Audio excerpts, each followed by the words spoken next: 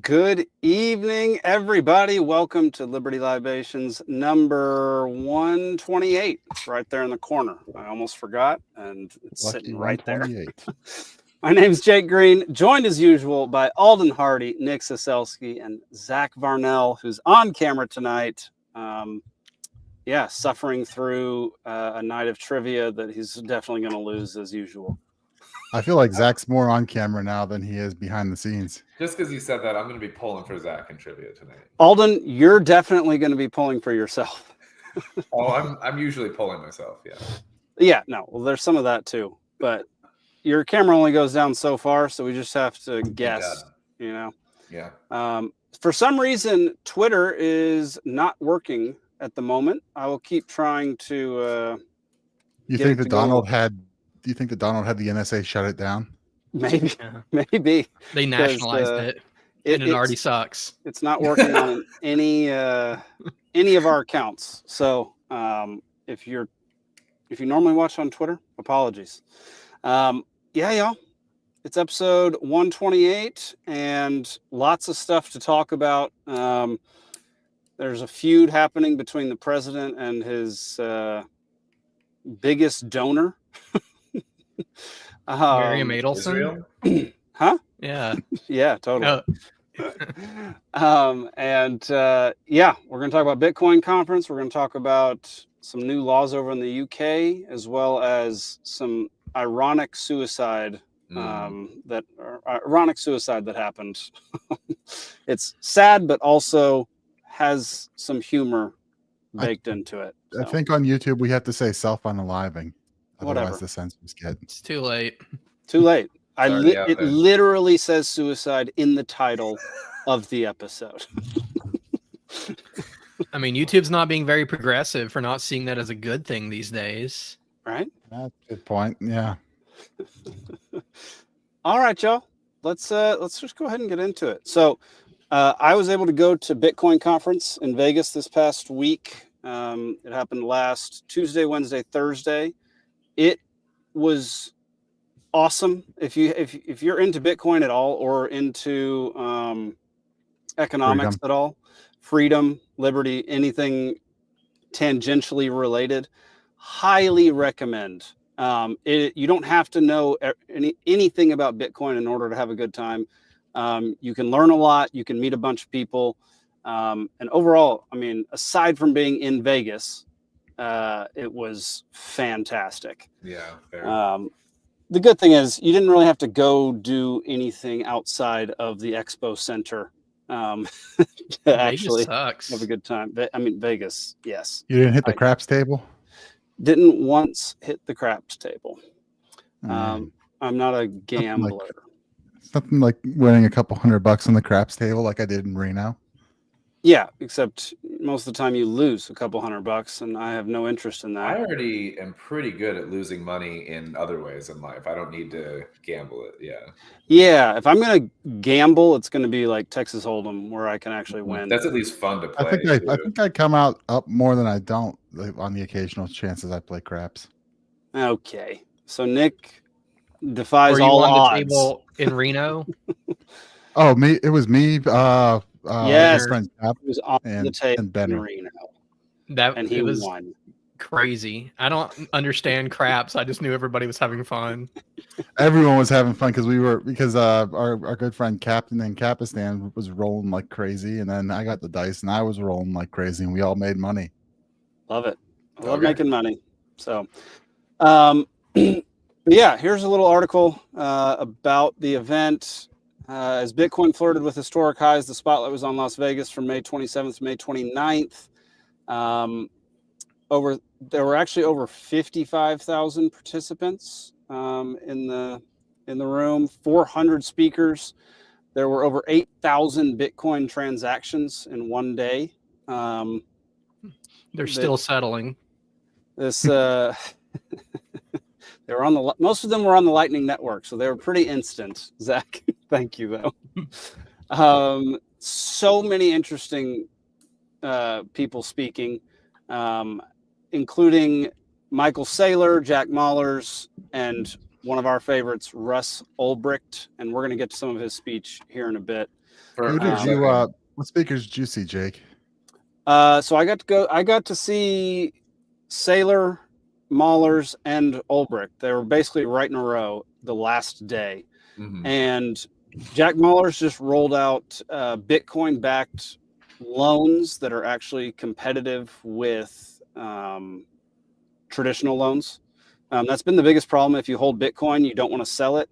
The biggest problem has been getting some cash flow in order to actually spend money. Mhm. And most of the time, the Bitcoin-backed loans, you can get like a $20,000 loan if you put up 200K of Bitcoin or something like that. Oh wow. and like the rates are terrible. Well, he finally figured out a way to make the rates reasonable, and you put up a regular amount of collateral in order to get some cash and be a little more liquid. Yeah, I saw that. I went on the Strike app and Strike website, whatever, and I took a look at what they had there. Yeah. I think it was looking at like 10.8% interest. It depends. Which, So you know, sometimes cheaper than it's credit as low as cards. 9. You can go as low as 9. And I saw it was offering amounts as low as $10,000. In Pennsylvania, the minimum is like 26.5. Okay. And at the current, and it tells you what the call is on it if it dumps, what they would liquidate. And I think we're sitting at 100 and something, and liquidation was at like 70. Okay. That sounds all fairly reasonable. Yeah, and it's Jack Mahlers, who's a Bitcoin OG and helped convert El Salvador to the Bitcoin standard. Now they use it as their currency. And the same thing seems to be. I listened to a speech from the mayor of Panama City in Panama, and they're slowly doing the same thing. So it seems like Panama will be the next Bitcoin standard country.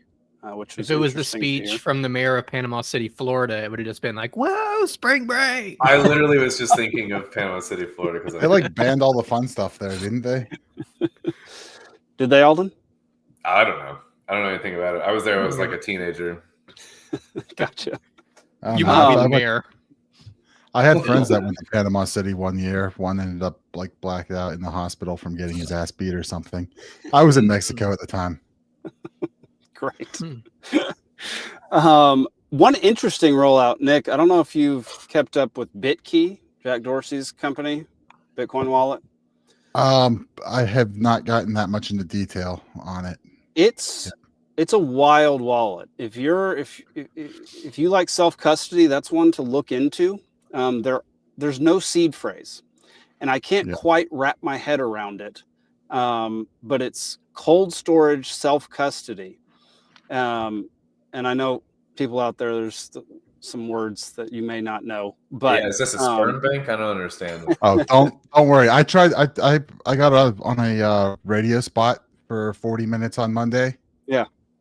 Trying to explain the small radio station in Fayette County, which is the county south of me. So that's even further out into nothing. Trying to basically explain it to boomer farmers. Yeah. Perfect. And I was trying, but it still hasn't clicked. So I actually need to text the radio host and probably get back on maybe weekly. Okay. Quick update. We are now live over on X. I guess it was just a glitch in the system. So we're now live over there.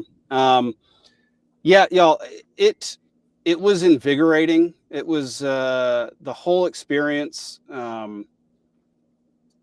It's what I've been talking to my wife about recently is all the similarities between Bitcoin and libertarianism, and that the whole economic side of things basically being what Bitcoin is what we believe in, as far as libertarians go.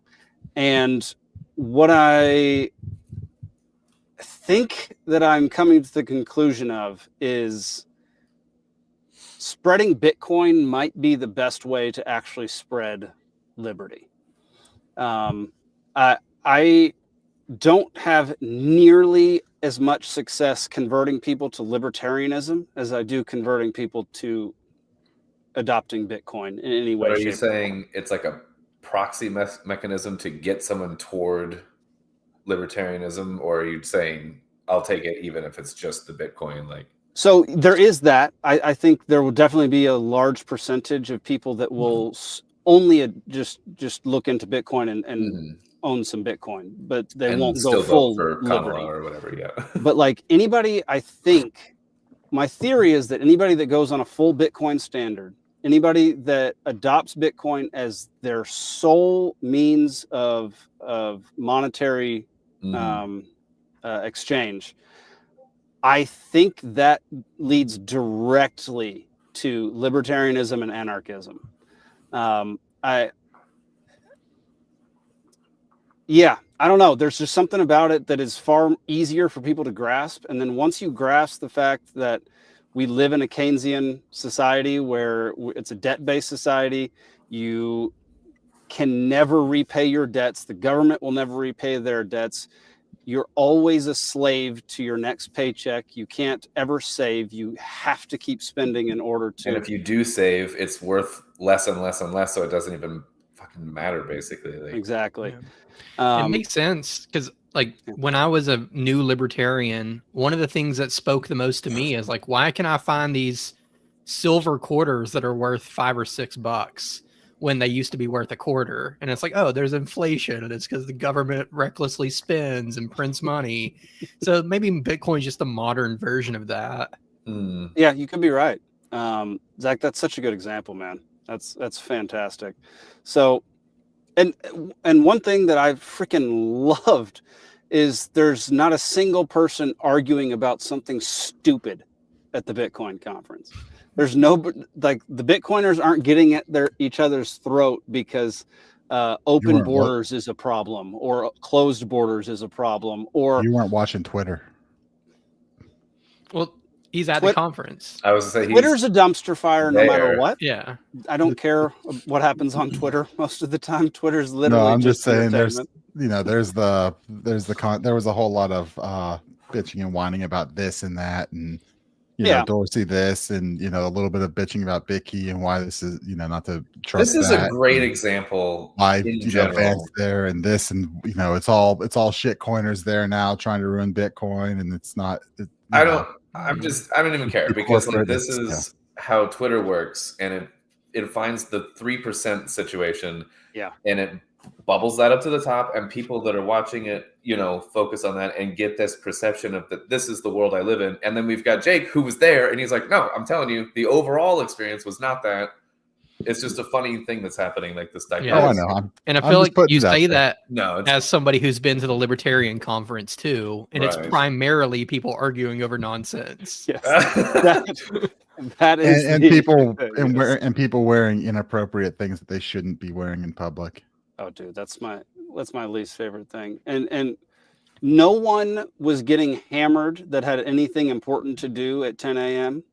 That was great. Love that. Which happens every time at the Libertarian conference. Does it really? Dude, Libertarians are just children that happen to be older. Oh, like, I'd say 40% are just children that happen to be old.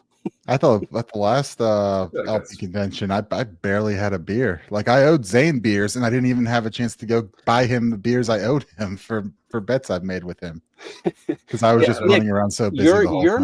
You were never my concern at any of the LP conventions. It's more the guys from Florida who are sitting behind me last time. I'm from Florida, and I drink a lot, and I think I would have been this problem. It was insane. I mean, you can't blame Florida when inhabited by Florida man. Yeah, that's fair. Did you cover? I mean, you watched the episode from last week and the story we covered at the end, right? I haven't watched it yet. I've been sick all week. The final story that I threw up as a thing because we didn't have any funnies was Florida man gets bitten by alligators and tries to attack the cops that come to help him and gets shot dead. Okay, yeah, I saw that. Yeah. Brian's calling me out. He said, you had some of my bourbon, if I recall, Jake. So I had some of your bourbon at like 1 a.m. when we had been there for like 18 hours. Right. So you were drinking in the morning. Oh my. So what you're telling me is, Good job, bravo, Zach. Okay, I'll take it. I'll take that one on the chin. For breakfast. But yeah, y'all, we've talked about Ross Ulbricht before. In fact, he was the primary reason why I voted for Donald Trump. And he's one of the OGs of Bitcoin, spent, 11 years in jail, in prison. And his first public appearance after being pardoned by Trump was at Bitcoin conference. And we're going to play a couple clips from his speech, including him walking into a massive standing ovation. So here's Ross Ulbricht walking into the Bitcoin conference on stage.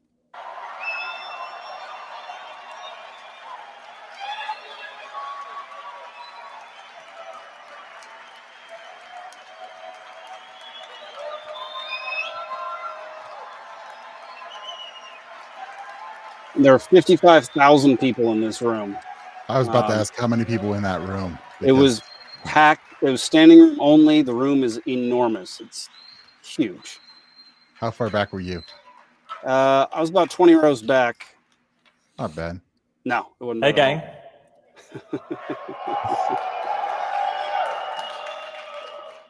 So I'm not in a prison cell anymore.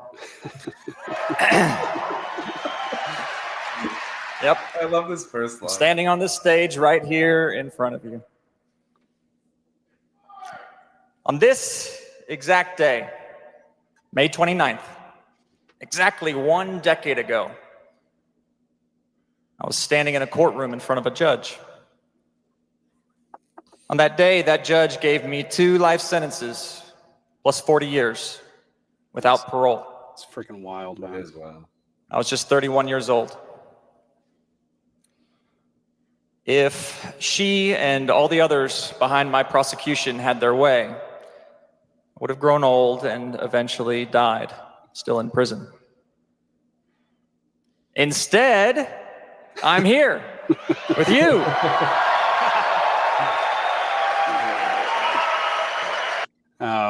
It was a great moment. For those who don't know, Ross started a website called the Silk Road, which was basically just a marketplace.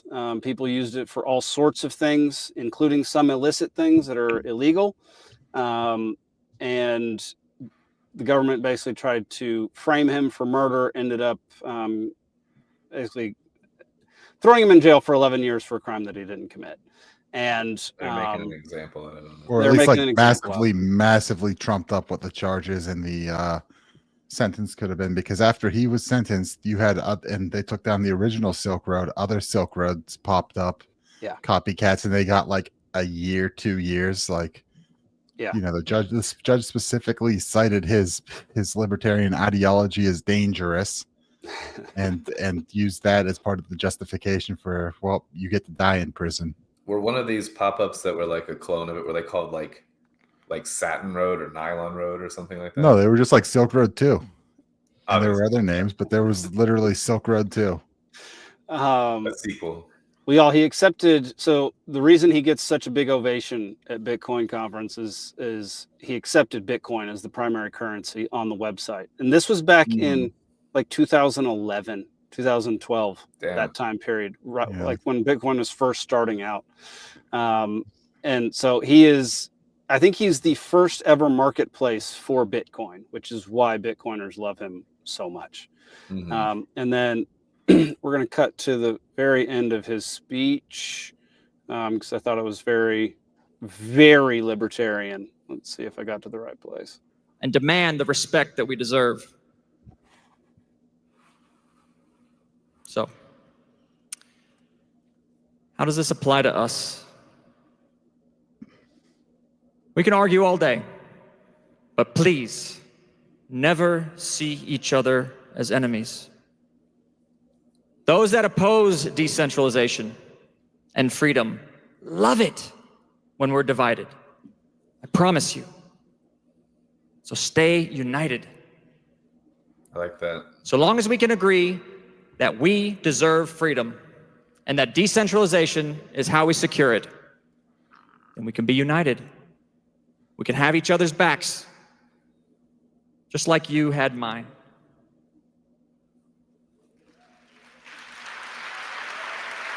Cool.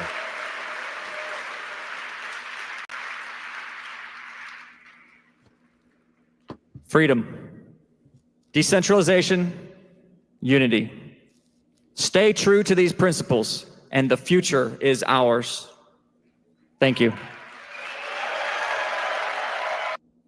There you go. That was his primary theme of his message was those three themes. And he had a great little analogy for him. He's a slower speaker. He's not as engaging as Jack Mahler's was, but it's his first time speaking in 11 years. I think he called in to the Bitcoin conference in 2021, after which he got thrown in solitary confinement for the rest of the time he was in prison because he called in from a prison phone and gave a speech. What's the rest of the time? Was it? He said it was the rest of the time. It's happened to Ian Freeman a few times too, I think. Like, really? Called into his show from prison, then got put in solitary for doing it. Jeez, that's insane. At least, yeah. So you can't talk to people. Exactly. He was. His speech was great. His message was spot on and could easily. Decentralization, freedom, and unity. And his whole thing was basically like, if you don't have all three of those things, you're going to lose them over time. But if you have all three, then you are much stronger, even if you are decentralized. One more thing about him calling in and getting punished for that. Yeah. On Coast to Coast AM back in the day, it was very common for prisoners to call into the show. Was it people really? who are up? Yeah, people who are up at night. They're like, "I'm calling from such and such maximum security prison, whatever." So that seems like another case where it's like they punished him because of what he was doing and who he was, not that you're not allowed to call into a radio show or call in and speak to people. Yeah.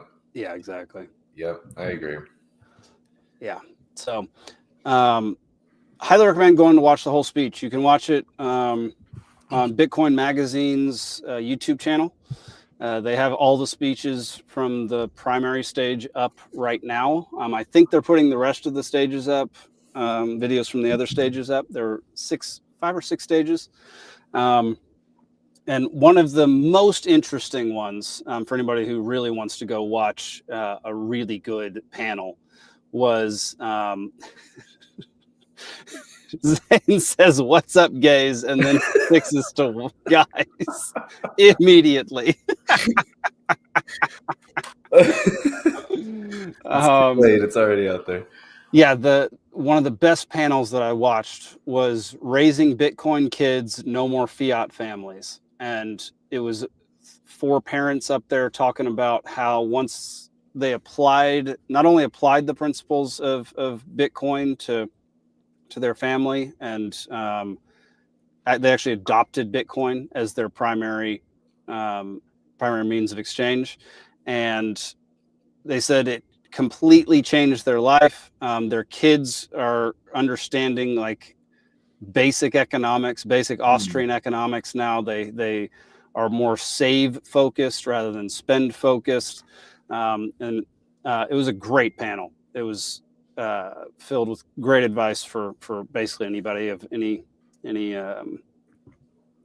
I never really thought about that before, the tie with parenting and the lessons with that. And that's going to open up a whole other future thought train for myself when I'm just by myself in the shower or whatever. Like there's a lot that I'm going to be thinking about with that. That's interesting. Yeah, no, I would go watch that video once they put it up, because it should be up this week. They're slowly getting them out there. Every few hours, you'll see another panel pop up that they've uploaded. Yeah, so I started looking for some of them, like the Sailor one and stuff like that. And I'm like, where is it? And then it popped up later that day, and it's like it happened like yesterday. Yeah. Yep.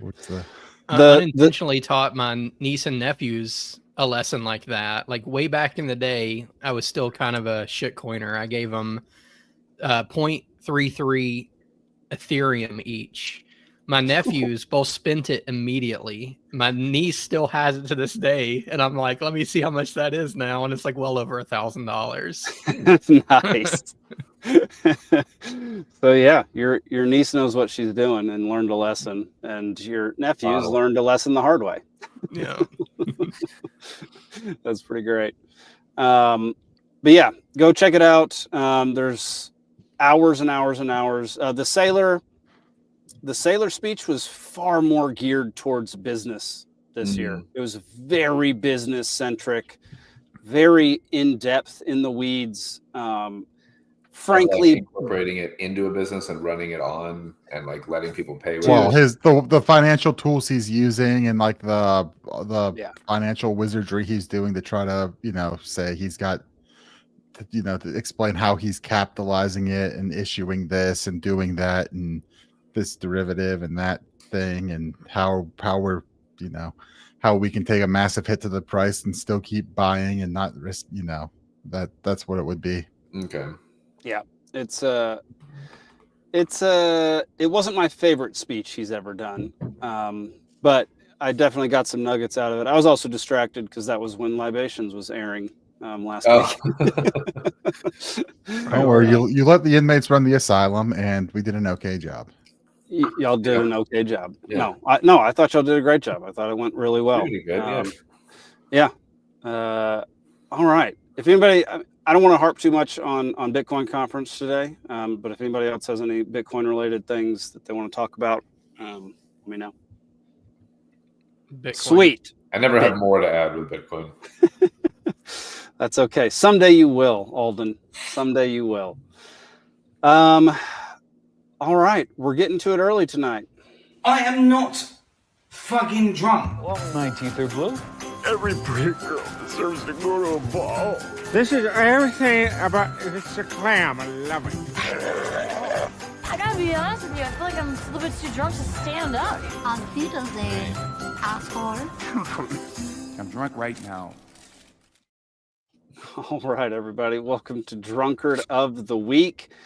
So I did get to the portion of the show last week where y'all played Drunkard of the Week, and it was not the Drunkard of the Week that I had put in the chat. Oh, no? No. I believe, or that I'd given to Steven. He chose one that was in the Discord. Here is, I believe Alden put this in the Discord last week. And I don't think, did y'all get to this last week? I don't remember. No, I don't think so. The only video was the one.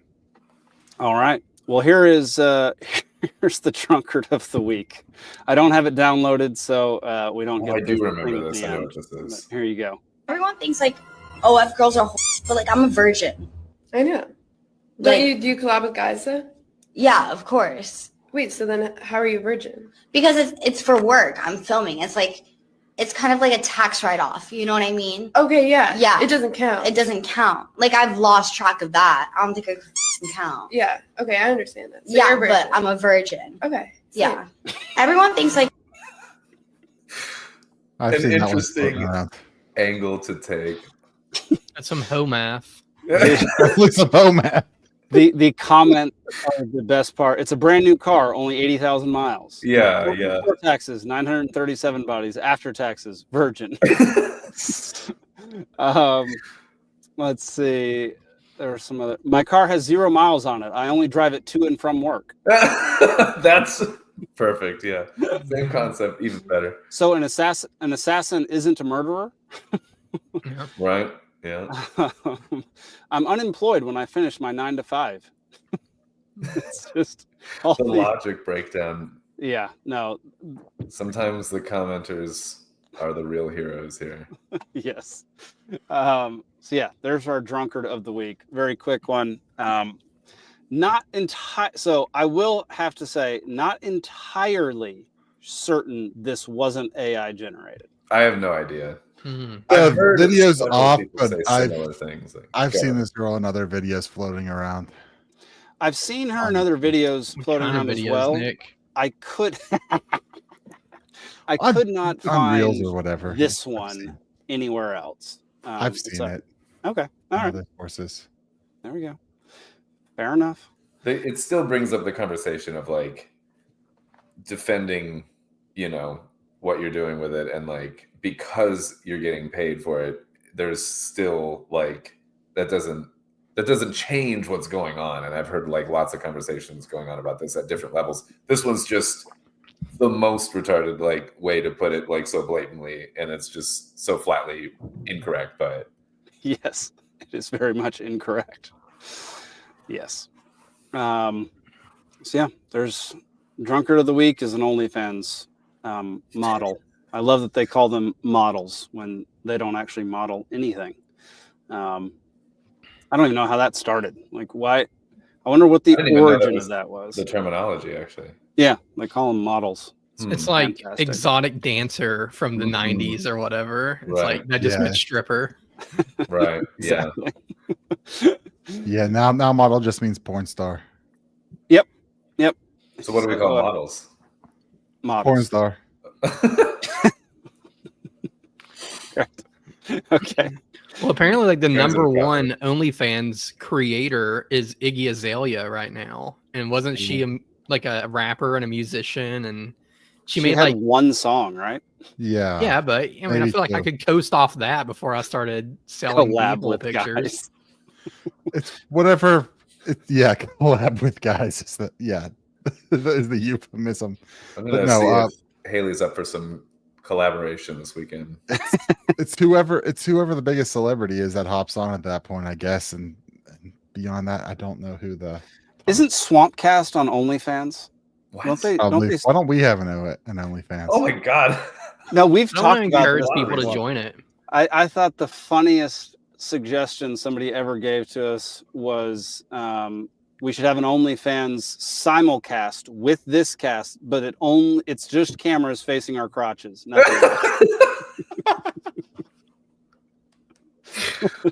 Let's come up twice tonight. Oh my god! So you get the exact same show, but looking at crotches no and faces. not faces. Yeah, that means we're gonna have to run 2 instances of StreamYard at the same time, which is gonna be a huge mess for like our already bad internet.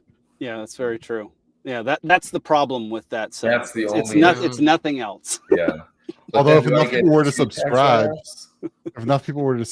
and we get the second StreamYard, and then we'd have the money to all get I feel like Starlinks. I feel like that's appropriate again. Yeah. Right back. Yeah, so in the comments, let us know if you want us to start an OnlyFans that just shows Alden's crotch and no one else's. God. Put an A in the chat. That's how you get permabanned. All right. I'm surprised we're not already. It's surprising. We haven't gotten a strike in a while now. We were getting strikes left and right. I can fix that. About a year and a half. Well, we're going to see if tonight's show already fixed it. With the mention of suicide multiple times. Your title even. Buddy Cantrell was banned and their comments were removed. Zach, are you banning people from our comment section? I thought it said put him in timeout. I was going to do it just for funsies. That was you? You banned Buddy? Yeah.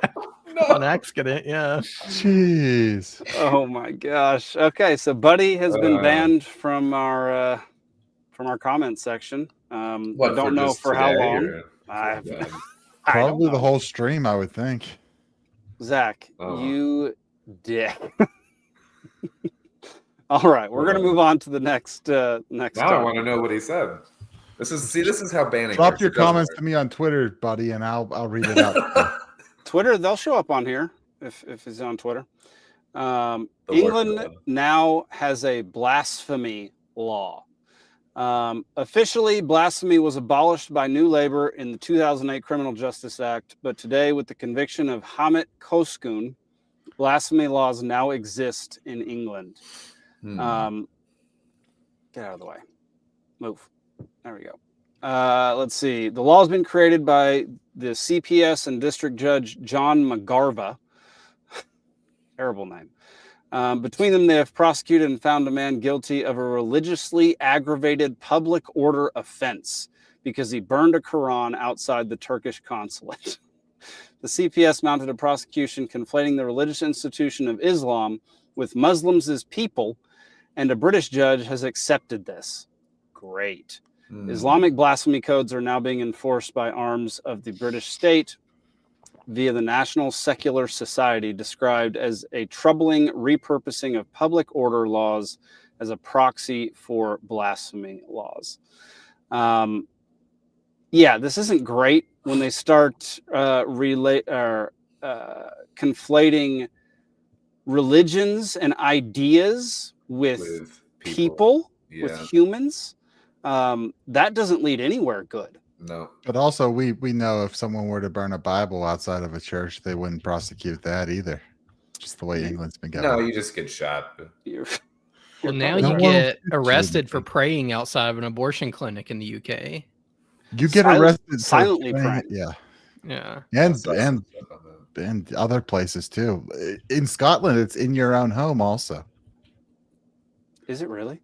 There was something I saw a while back that was like that the law was written so broadly that if you were praying inside your own home too near something, that could be considered offensive and illegal. Dude, that is so insane. I mean, they've been a conquered people, besides that little break where they, colonized a whole bunch of stuff. You have to remember the Germans took the throne back in the 1700s, and I've made this point before. First the Romans conquered them and turned them into their bitches. And then, the Normans came, so the French came and took them over in 1066? Are you talking about Scotland? No, I'm talking about England in general. Okay. England, UK, whatever. I'm just calling them a conquered people, right? They got conquered. They got conquered by the Romans. They got conquered by the Normans. The Germans took the throne in the 1700s. I believe 1700s, and now Islam's taken it, and they're just, the Labor Party there generally is just placating to whatever there and going, yep, anything you guys want, you guys can murder people, you guys can this, you guys can that, and we're just going to turn a blind eye because that would be racist or whatever if we actually prosecuted you for what your actions are. Yep. No, I follow a few guys on Instagram who comment on all these videos of basically their towns, their small towns in the UK, Wales, Ireland, Northern Ireland. All these places are getting overrun, and we've talked about this before on the show. And it's a dramatic change in ideology from like a generally Christian nation to suddenly there's actually being the call to prayer is happening in a bunch of different cities. Especially if you start making laws about it. So that's a different thing entirely. So now you have two sides of it. You've got culturally and legally. That's now we're verging on another whole tier of problematic. Listening to a little bit of commentary on British politics from Peter McCormick, who used to do the What Bitcoin Did. He stopped doing the Bitcoin show and started focusing a lot on British politics, and I pay attention and see what they're talking about here and there. But essentially what it's come down to is labor in certain areas now that the immigrant population is so large. If labor wants to maintain their seats in those areas because they were the ones going, oh look, we welcomed you in, this and that, the populations are large enough where they could get their own, Islamist party or, Pakistani party or whatever elected in that district. So basically what Labor's had to do is out Islam the Islamists in order to maintain their power. And that just leads to a spiral, especially since that's the party in charge right now. Yeah. I didn't think about that particular political game. That's interesting. It's crazy, man. It's been progressing for a while. What's his face? Who was Count Dankula? Right, it was the guy who faked his basically faked his dog doing the Nazi salute, and it wasn't fake. Fake. It wasn't fake, but it's a dog doing a Nazi salute. Right. He taught his dog to raise its paw whenever. Yeah, it's a paw raise, but you're assigning Heil to it or whatever. And it wasn't even his dog. It was his girlfriend's dog, and he did it while she wasn't around as a joke. And he just filmed it. That's like when someone trains somebody else's parrot to say lewd shit or whatever. It's actually hilarious. I mean, it is hilarious. Like, it was. I remember that video coming out. It was, yeah. Yeah. And well, he got thrown in jail. Somebody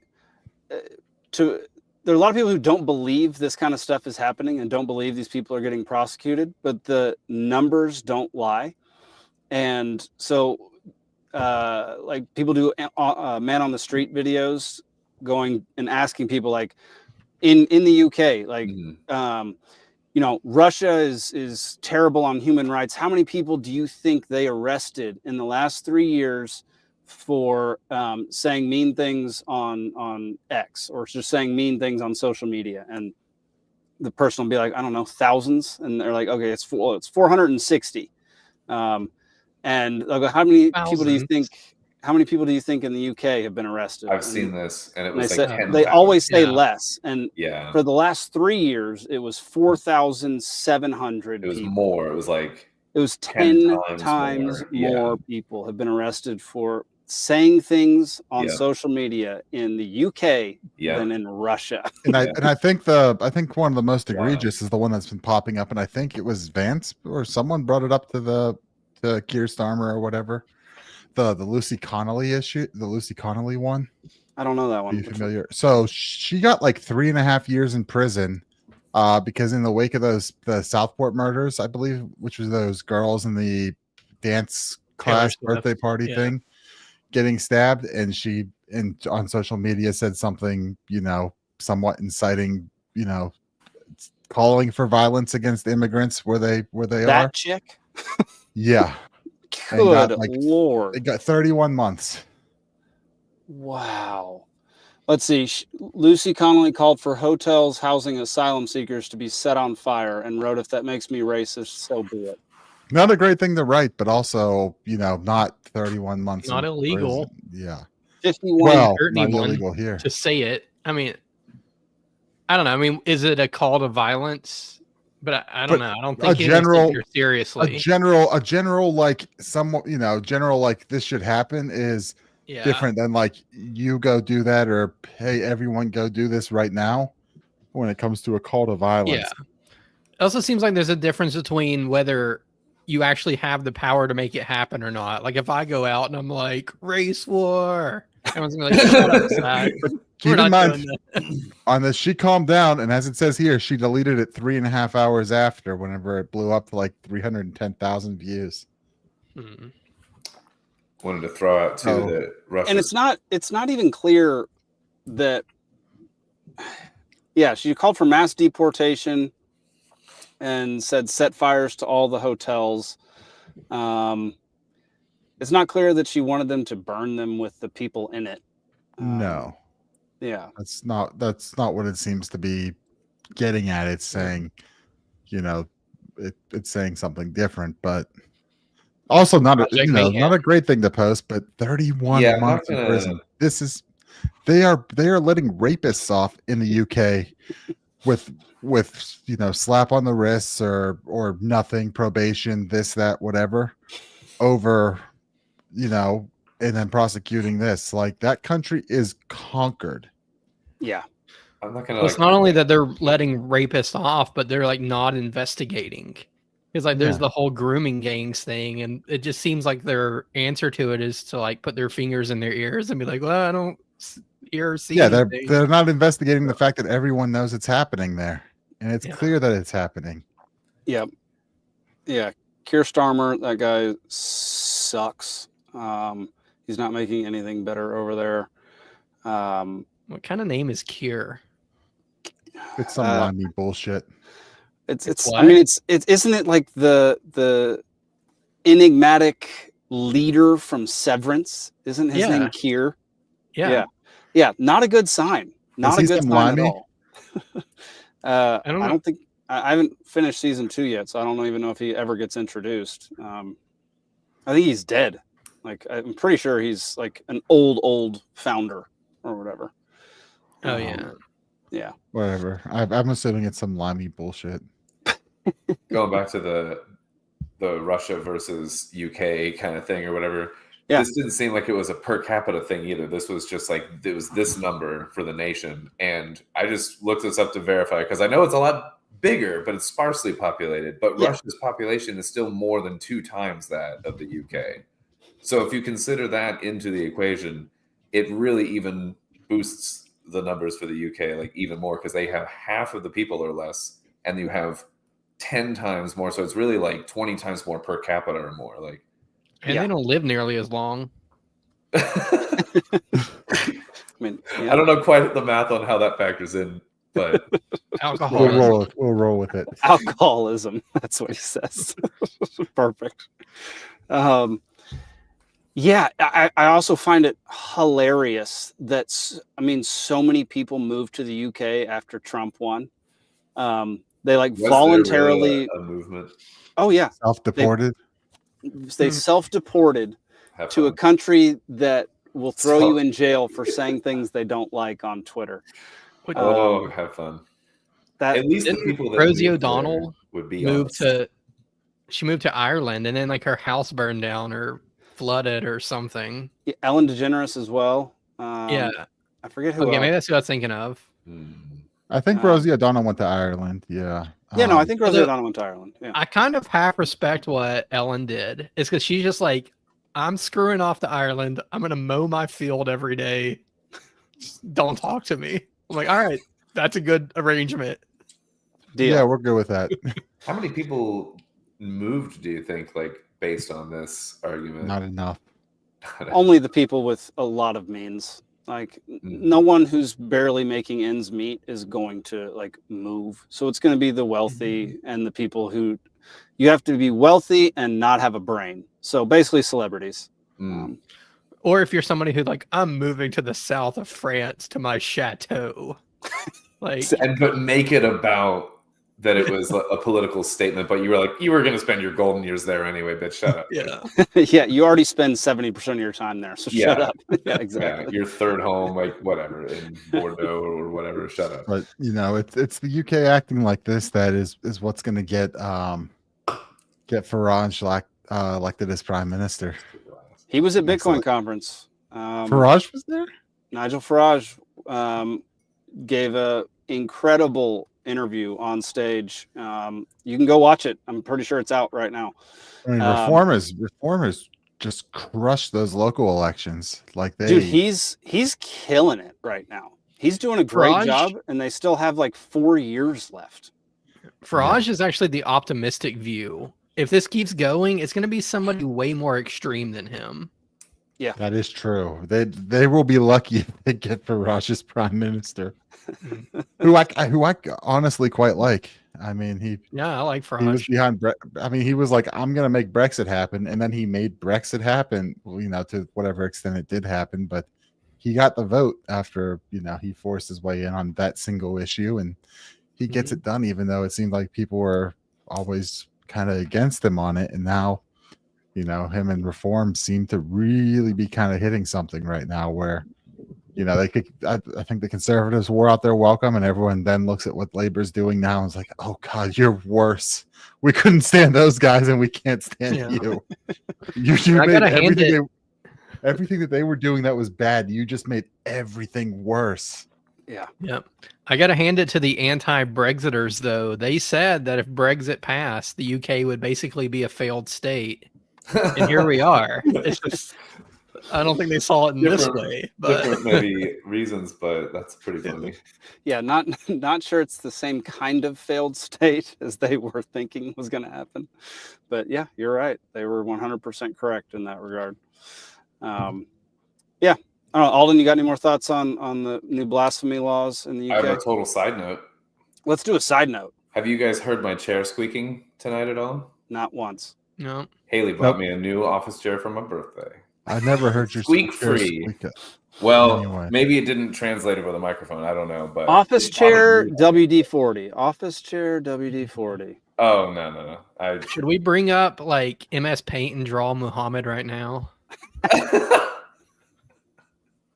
Is there a way to just broadcast in the UK and nowhere else, and then just do insensitive things? Yeah, it's like no offense to they said Muslims. They said we outside the prosecute. country. They said they'd extradite. They'd try to extradite Americans for breaking their laws. So They did say that, and that is the most laughable thing I've ever heard. There's no way an American citizen is going to be extradited by U.S. government officials to the UK to stand trial for something they said on social media. And if they did, England was getting invaded by pissed off Americans. Yes, yeah, that won't go well for anybody. Have y'all seen? Legitimately, people will hop on boats with AR-15s and go take over that country in about 10 days. Have y'all seen this ridiculous online argument that people are debating? Remember the 10,000 men versus a gorilla one? Mm-hmm. Well, now it's 10,000 Brits versus 10,000 Americans, and there are people trying to actually make an argument for 10,000 Brits winning this battle. There's no argument there. What do they have, pitchforks and a brick? What are they going to use? They're not even allowed guns. So what are we talking about? I'd say 10,000 Brits versus 10 Americans, and I'd still put my money on the 10 Americans. Well, even if we're saying no guns, because I've heard the scenario. Yeah. The scenario's been no weapons. I'm still going Americans, and it doesn't require a fair fight. Wait a minute. Haven't we done this actually? To select these Americans, is it totally random, or are we only selecting from Walmart? Because doesn't matter. If it's, we have Chuck Norris. Yeah, but if it is random, I think that would be more comedic between the two. Because is it people signing up? Is it the best of the best? Is it people signing up for this fight, or is it random? Because random, I feel you pick teams like you're playing dodgeball. Okay, so then it begs the question: who's the captain? Who's your captain? Yeah. Chuck Norris. Exactly. If it's Chuck Norris, then we're gonna win. I think. Yeah. Well, Chuck Norris won the Battle of Everything, if you remember that, back in high school days. I don't remember that. Oh man, you guys have never seen that? It's Gandalf the Grey and Gandalf the White, and everybody's fighting, and at the end, it's just Chuck Norris in a bloodstained sweater. Or no, was it Mr. Ross? I don't know. This is going poorly, but I can't believe you guys you missed this. I'll have to put it in chat later. I don't know what it was early YouTube. The days of old Greg kind of YouTube. Old Greg. Greg. That's so I'm good. old Greg. Yeah. All right. Let's move on to a story we've covered before, kind of, in a way. That's why I dropped it in the chat. Yeah. Euthanasia campaigner who was arrested over first Sarco suicide pod death has now taken his own life. So this guy who was... Did he do it in a pod? He did That's not. what I was looking for. He didn't do it in a pod, which is the funniest thing. He's not only a good brand message. This is a very misleading title. He's not a campaigner. He was the also bad grammar, that title. CEO and vice president of The Last Resort, which is a Swiss nonprofit association focused on assisted suicide. He was arrested a few months ago after the first person to go in a suicide pod, it failed, and they suffered quite a bit before they actually died. Oh, man. He got arrested because somebody said that he helped strangle her to death in order for her to actually die, which ended up not being true. I have to interrupt. Yeah, go ahead. Something's bothering me. I'm so sorry. I feel like you should not be allowed to call your company The Last Resort if you promote it as the first option a lot of the time. That doesn't check for me. I'm bothered by that. Move on. Yeah. I'm sorry. Yeah, no, I agree with that, man. I think the whole idea of assisted suicide is barbaric, evil. I mean, absolutely horrendous. If you are giving anybody who has a life, who doesn't have a life-threatening illness that is going to kill them painfully in the next 10 minutes, right? That I can kind of understand. The people that I feel like you should be able to choose if you're pull the plug on me. I don't want to fight through something. Like I have like a level where I'm okay with these things where you're in a lot of pain and like you're just like dragging on or you're a vegetable or whatever. Like it's, there's certain things in this world where I'm like, I don't know. I try to understand where some people are at, but like we've covered this before where the people have recommended it when it's like, I don't know, I'm kind of depressed. And it's like, have you thought about suicide? And you're like, that's just wild, man. Like that should not be. This is why I say, if you're going to call it the last resort, you can't offer it as the first option. That's just insane. Like Correct. like what Canada's doing is absolutely barbaric and absurd. But like, yeah. In the US where it's not that, the end of life care, it's like, I don't know how much it happens, but I'm sure it does where, they're giving the end of life morphine or whatever for comfort. And, they might put a little bit too much in there to make it happen a little faster and just peacefully. Right. That happens in the US too. Yeah, that's what I'm saying. In the US, that's kind of how it goes. Yeah. And everyone just like winks and nods like, well, that's that. Right. Mm-hmm. I mean, it was, but everyone kind of understands that happens and no one really, argues it because it is what it is at that point, I guess. But yeah, I mean, like on a personal level, I'm not okay with it ever. I just don't think it's ever acceptable to kill yourself. Right. Like specifically as a Christian, I think that by doing so, you're discounting the power of God. You're discounting any type of miracle, any type of thing that could happen that could get you out of it. You're dismissing your trust in God and saying, I can't deal with the gift of life that he's given me. I can only see this pain, which I understand. Like pain is long lasting and very harsh pain is a terrible thing to suffer through for a very long time. And I understand why people do it. I just don't agree with people doing it. I could even make a case like outside of like the God angle for like having been someone who's like been through like bouts of depression in my life and things like that. And when you're in that space, it's kind of all you can see. And you don't see past it and you don't have your own timeline of your life and you don't see like, oh yeah, but I'm going to navigate through this and it'll be hard and I'll look back on it and it'll make me stronger and yada, yada. And like, and you only see this. And so if you develop a culture that it's legally okay and it's like becomes culturally normalized and like we recommend it to people and whatever, then you don't get that enough to push you over the hump of it and things just get difficult and you just give up kind of a thing.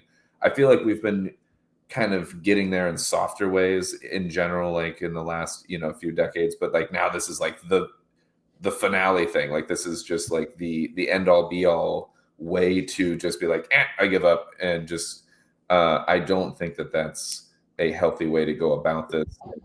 There's a lot of people that I think because the way that this is going culturally and legally are going to opt out when if they didn't, they themselves might look back on it and go, man, I'm glad I really didn't do that or whatever. And that if they're not given that chance, I do think that is just a shame, even without looking at it through like a religious context or anything, even just the chemistry of the brain, the mental health kind of angle, like even just that, I could make a case for why it's not a good idea to promote it or something like outside of like extreme circumstances. But dude, 100% completely agree.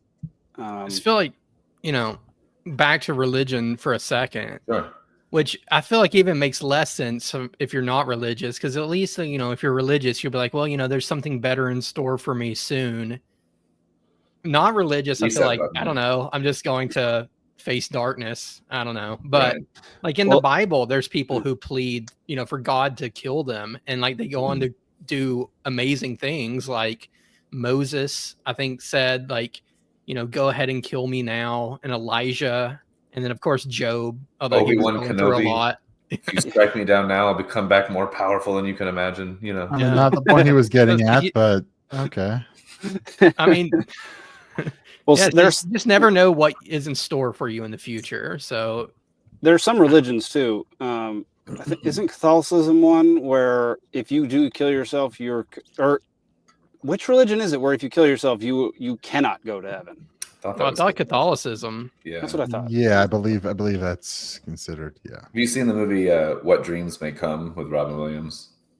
it covers this. I in a very legit sad way. thought you Ironic. said "wet dreams may come." I thought so too. Wet dreams make me come. Which is the dirtiest title I think I've ever heard. That's I insanity. mean, in Kingdom of Heaven, it talks about, it covers that also. That's Yeah. the start of the movie. But it's a good movie, and it's really fucking sad, and it's hard to. I haven't seen it since he's died because I feel like it'd be like hard to navigate, hard to watch. But I've been wanting to see it again at some point. But it covers the topic in a very like dark but touching way. Like, I don't know. It's worth a watch if you haven't seen it, and it's just. But it's like that movie's like watching it's a gaping wound and then someone just clawing at it with salt. It's like, it's hard to watch, but it's also very good. All right. I like a Robin Williams movie, so I'll go watch that for sure. Wet dreams may come. Got it. Okay. Let's be clear. What dreams may come? Oh, okay. I messed it up again. Got it. Okay. All right, y'all. Let's go play some trivia.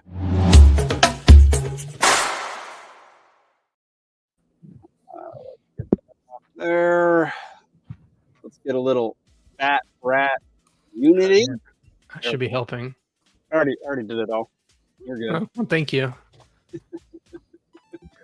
All right. I actually have a scoreboard on screen tonight. Are y'all proud of me? How'd you figure that out? Always.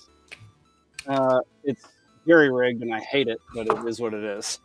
It doesn't look great, but it's functional. I'll take it. All right, everybody. Welcome to Libations Trivia. The topics for this evening are this day in history, logos, not logos, and geography. Logos, plural, or logos? Like logos. Logos. Hey, I might actually do well. We'll see. Why do you think I did that right, Alden? He's rigging it for you, Alden. First round is 8 questions, 1 point each. Second round is 6 questions, 2 points each. Third round is 4 questions, 3 points each. Every contestant answers the questions with a whiteboard or piece of paper. Each member of the audience can answer. Nope, forgot to change this yet again. The first answer that the audience gives is the answer. Okay? The first answer that the audience gives is the answer unless it's clearly a joke. If you blurt out an dry answer, humor. If you blurt out an answer like Zach, you lose a point, and the winner is no longer a loser. Some point in the very near future, there will be a prize every single week for winning trivia. How do you give a prize to the audience? There will be a prize. You just calm down. Don't ask questions. We're not going to have a production meeting on stage. Trust the leader. Like you all try to drag me into all the time. All right. Round number 1, this day in history. Question number 1. On this day in 1864, Union General Ulysses S. Grant made his self-proclaimed greatest mistake by ordering a frontal assault in what battle? Brian says the rules on the text is authoritative, not what you're saying, unless you move to suspend the rules. I love having libertarians in the chat. Bunch of freaking nerds. All right, 10 seconds. Alden, what are you drinking tonight, man? I still got some the Lagavulin 8-year. It's very nice. I think it's honestly maybe my favorite birthday scotch I've had. It's so good. I bought that for my buddy the other day. The same one? Lagavulin 8-year. Yeah. He had to put his dog down. Oh. Yeah, it's freaking brutal. Yeah. All right. Let's see some guesses here. Zach, what do you got? Gettysburg. All right. Alden? The Red Wedding. All right. Nick, what do you got? I said Manassas. Manassas? No one has gotten it right, and the audience hasn't even answered, even though they're very active tonight. So the audience doesn't know either. Congrats, everybody. It's Cold Harbor. Yeah. Ooh, another Severance reference. Oh, yeah. Is it? Yeah. Yeah. All right. Question number 2. On this day in 1916, the worst president in U.S. history signs the National Defense Act, expanding the role of what organization?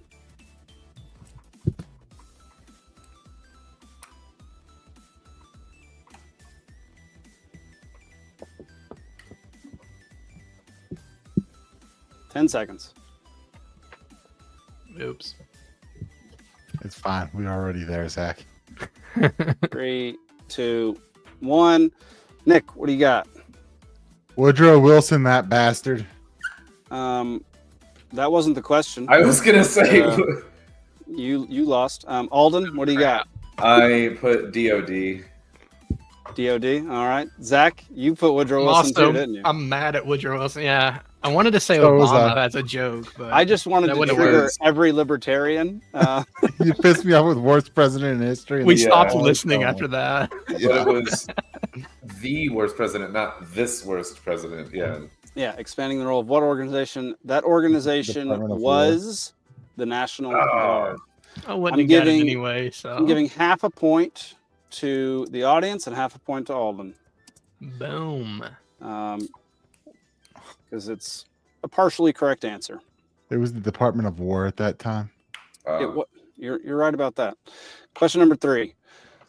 On this day in 1956, Santa Cruz, California, bans what specific form of entertainment?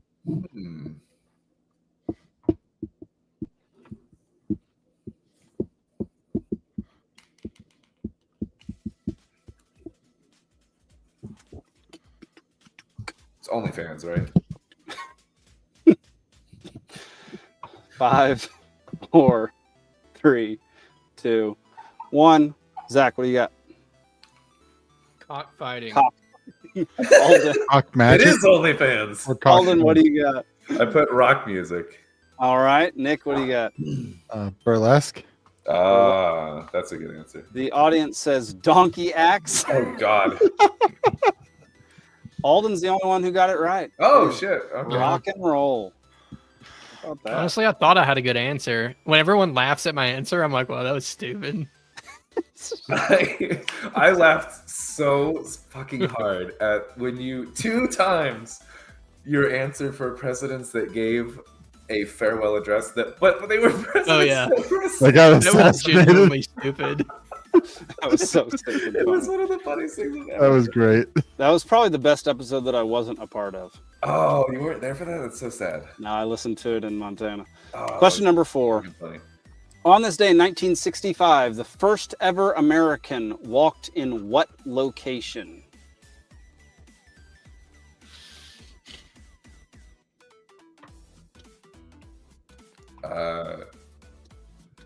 What?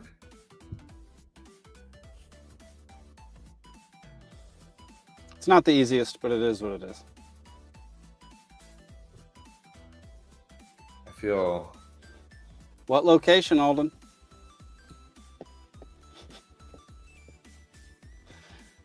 Three, 2, 1. Nick, what do you got? I was gonna say Agartha, but I went South Pole. All right. Zach, I what was do you got? Agartha too. I put Kremlin. Oh, Alden, do you have anything? I mean, I put moon. I know it's wrong. Alden, you're the closest, man. It's space. Oh, space walk. Okay. You don't walk in space. Yeah, you float in space. It's called a spacewalk. But they call it a spacewalk. That's what threw me. It should be called a space float. Mhm. The audience Sounds got delicious. Shut up, Zane. Yeah, get out of here, Zane. Dang You're it. not on the show tonight. Yeah, it's can't not believe how close ideal I was. that Zane's in the But audience right now. it's so far away. All right. Let me bring that back up. There we go. Question number 5. On this day in 1989, crackdowns began on the democratic reform protests happening in what international location? I don't want the country. I want the specific spot that they were protesting. It is an extremely famous spot now.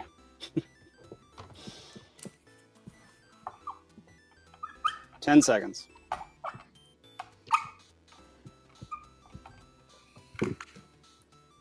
3, 2, 1. Alden, what do you got? The Berlin Wall? Nope. Nick, what do you got? Tiananmen Square. Zach, what do you got? Tiananmen Square. Yeah. Tiananmen Square is the correct answer. The audience gets it as well. Winnie the Pooh. Taiwan, number 1. We're now banned in China. I wouldn't have known how to spell that anyway. I didn't spell it right for sure. I didn't spell it right. But I drew a picture that got the point across. Listen, Zane has counted my misspellings as correct. He just sighs before he does it. He just judges you and then gives you the score. I would have just said like Tin Man Square or some shit. Tin Man Square. Tin Man Square. That's correct. Close enough. All right. Question number 6. On this day in 2017, 8 people were killed during a terrorist attack on what iconic bridge?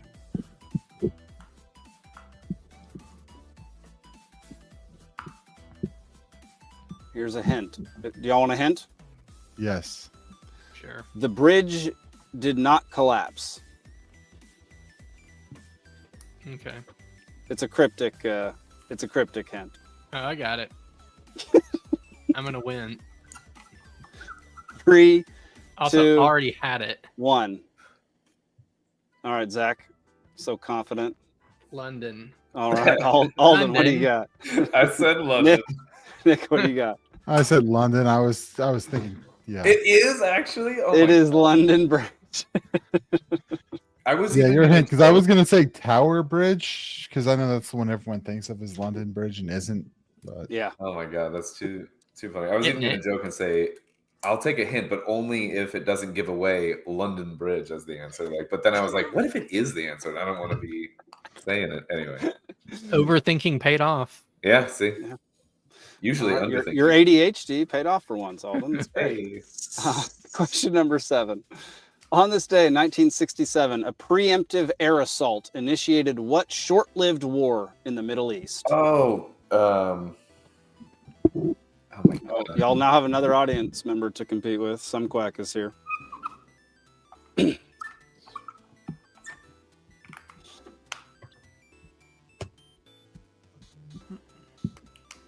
5, 4, 3, 2, 1. Nick, what do you have? The 7 Days War.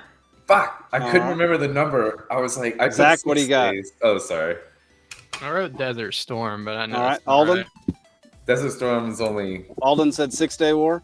It is the 6 Day War. It is okay. When he said 7, I was like, "Oh, I'm fucked." I said 6. 6, 7 days. Yeah. No. No, there was rest on the 7th day. Tomato. Yeah. It is not tomato. I think it's more like tomatoes. Is this one? That is one where you have to get it spot on. There's no half points being given for that. When he showed 7, I honestly was just like, I assumed Nick got it right, and I was like, fuck, I'm an idiot. Like, still a good assumption. Oh no, it's a safe bet usually. Yeah. Yeah. Question number 8. On this day in 1968, Robert F. Kennedy was shot at the Ambassador Hotel by whom?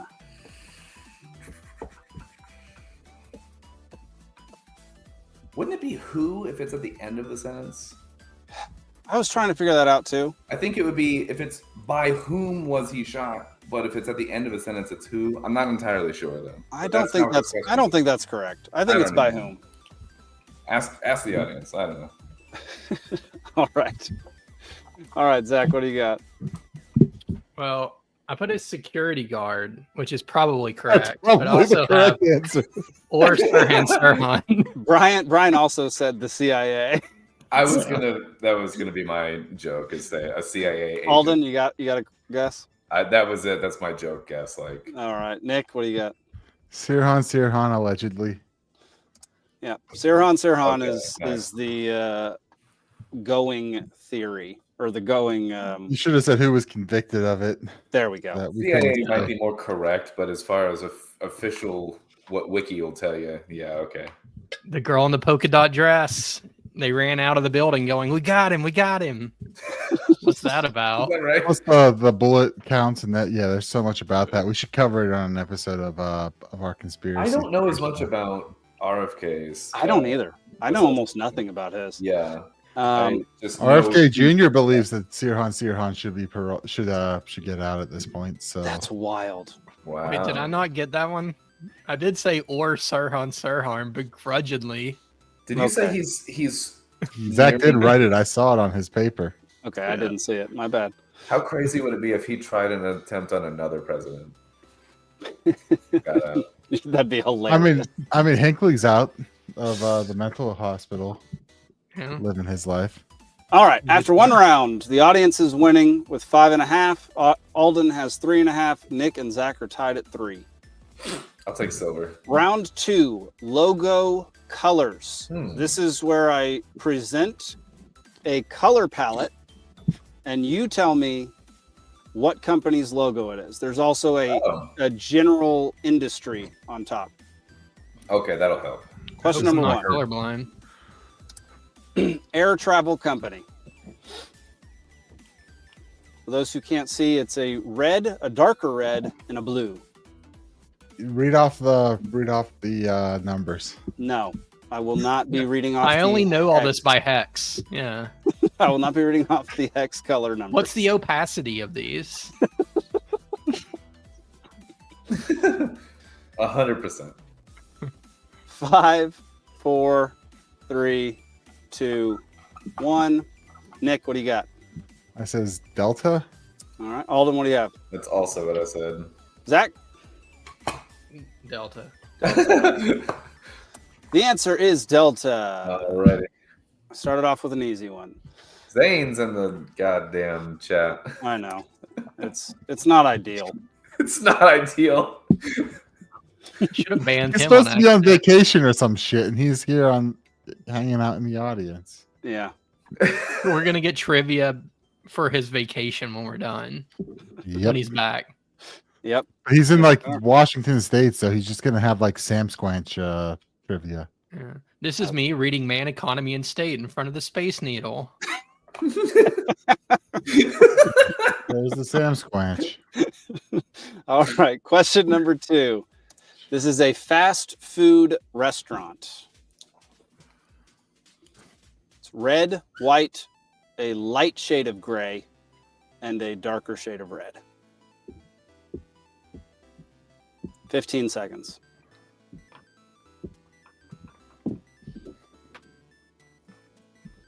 For all of our audio-only listeners, good luck. Oh, God. I mean, honestly, That's why you got to read the hex out, Jake, so they can look it up.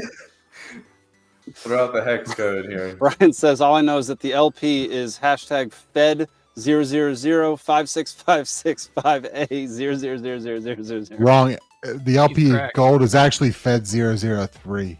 Oh my gosh. I don't All even right. know the hex code of that. Alden, what do you got? I put KFC. All right. Nick? That's pretty good. Chick-fil-A. Okay. Zach? Good too. I put Arby's. I thought that also. That was on The my audience. I'd be Steak and Shake. The audience also says KFC. Everybody's wrong. It's Jack in the Jack Box. in the Box. Jack in the That Crack. place sucks. Actually, also Alden's the only person who's lived around those. No, I lived around one when I was in Texas. Oh yeah. Oh yeah. I thought KFC they were was further close. west. They don't have quite the same color palette, but it's close. Yeah, I thought of Steak and Shake, but they got the black, and then I thought of KFC, but it was like more of a warm red. I don't know. Yeah. All right. Question number 3. This is also should be a fairly easy one. I realize that how easy it is now. Logistics company. What does that even mean? I don't even know what that means. They Logistics move company. things. Logistics company. I don't even know what that means. What the fuck does that mean? Do they make cheeseburgers? Because fucking McDonald's, you know? Technically, a hex code could be dead fed. Not that I'm suggesting it, but you'd have to spell dead wrong.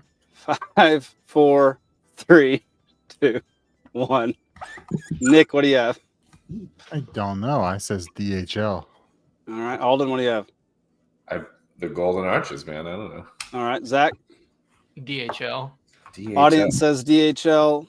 It is DHL. I don't know what. Yeah, apparently I don't know what a logistics company. If you don't sell a thing, I told you they move shit from one place to another. Then Logistics means trucking. It does. Basically. Well, transportation in general. I've never heard this. It's transportation, motherfucker. What the fuck is this logistics bullshit? Transportation could be a bus. That's public transportation. Oh. But you gotta deal with the logistics of ships and stuff like that too. Every job has logistics. I don't And understand. trains. All right, question number 4. Moving on. Financial very badly at institution. blues. That's a lot of fucking blues. It's What a the lot. fuck? It's a lot of blues, man. That is insanity. Holy shit! I have no clue on this. Institution. No. This is insane.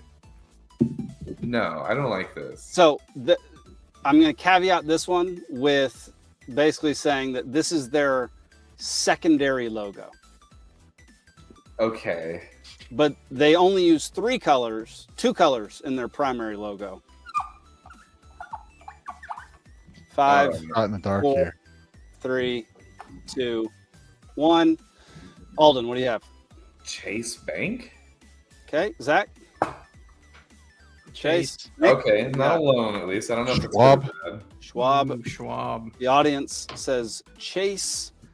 The answer is American Express. Oh, those motherfuckers. Are they one of the only ones not owned by Chase? And they're the lighter blue. Yep. I didn't know they had the lighter blue. American Excess. They all look the same to me.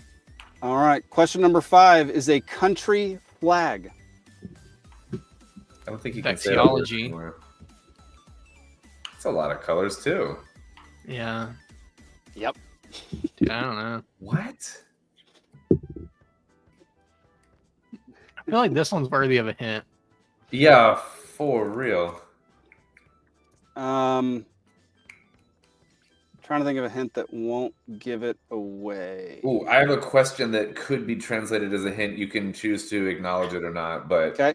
are all of these major color blocks on the flag, like stripes Yes. or shapes? Okay, so it's not like the eagle eating the snake and it's this tiny little thing and you extracted some Snake's like pupil. pixel of yellow. Okay. No, you could see something. You could see all of these colors from a mile away. Because like If for a this is in second, Africa. yeah. It does seem African to me. That's all I got. We've talked about it in a topic in the last 4 episodes.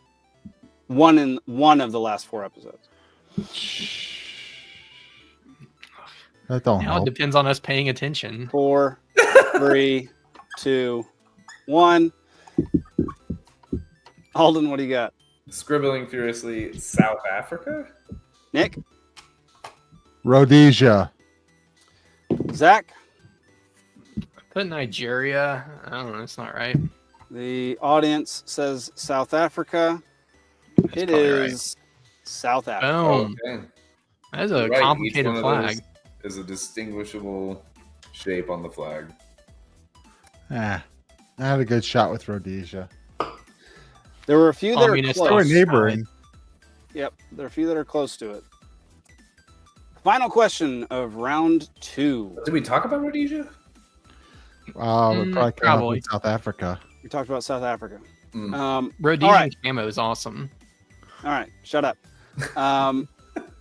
This next one is one of those, Alden, where tiny little pieces Yeah. have okay. different colors. Great. A government entity's logo. Government entity. What government? What? I was gonna say Our government. domestic. Our government. Okay, yeah. Have we talked about it in some episode? We've talked about every government entity that could possibly exist at this So point. the answer is yes. Yes, 100%. We've talked about this government entity. Not on this episode, you said. not on this episode that I know of.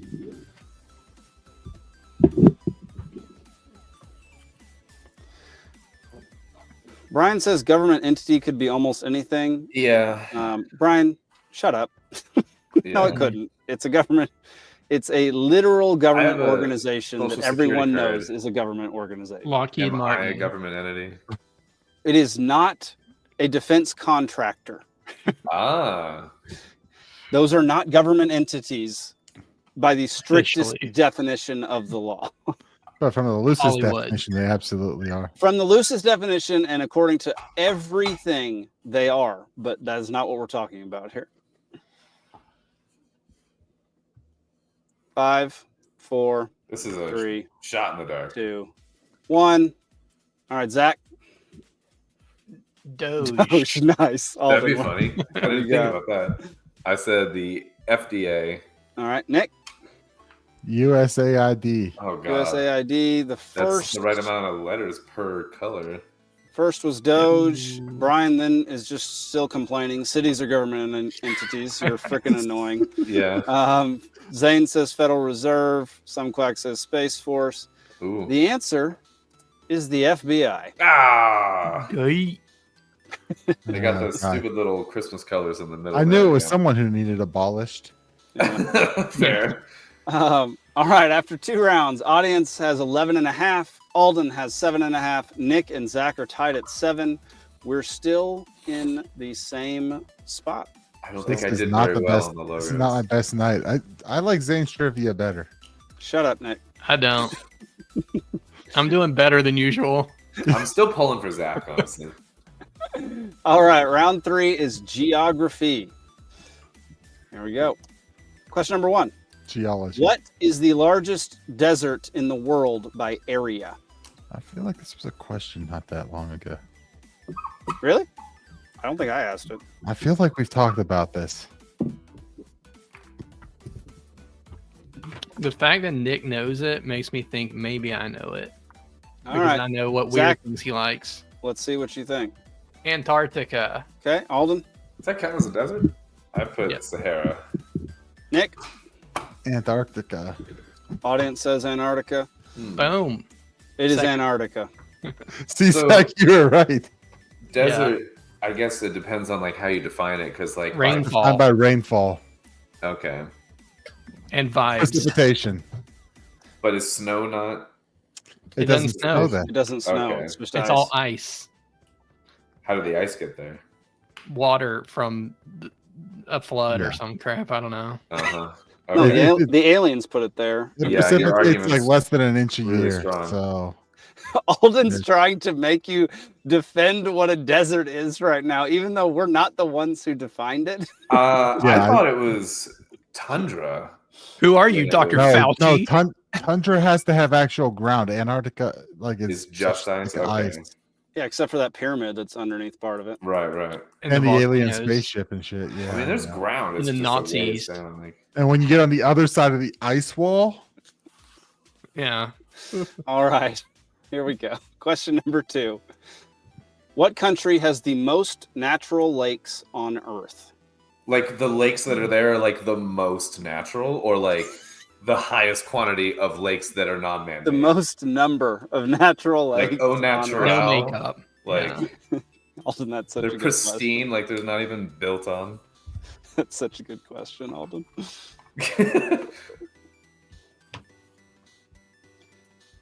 5, 4, 3, 2, 1. Alden. Congo. I don't know. Nick. Canada. Canada. Zach. I was joking Canada, so long I didn't have time to think. What'd you say, Zach? Canada. I can't get it in I shot. see There you're we go. bored. Yeah. Canada, eh? The audience says Canada. It is, in fact, Canada. I feel like this was another question that we had recently. I don't remember. It's this. similar, I think, because I recalled that. Plus, Is you know, it? Canada is the second biggest country on Earth. It's so huge. Yeah, I was thinking Russia, and then I'm like, wait, no, Canada's got lakes. Yeah, I should have just said by landmass even, but it's all the You should have said the right glacial answer. sea. Yeah. Question number 3. Which 2 South American countries are landlocked?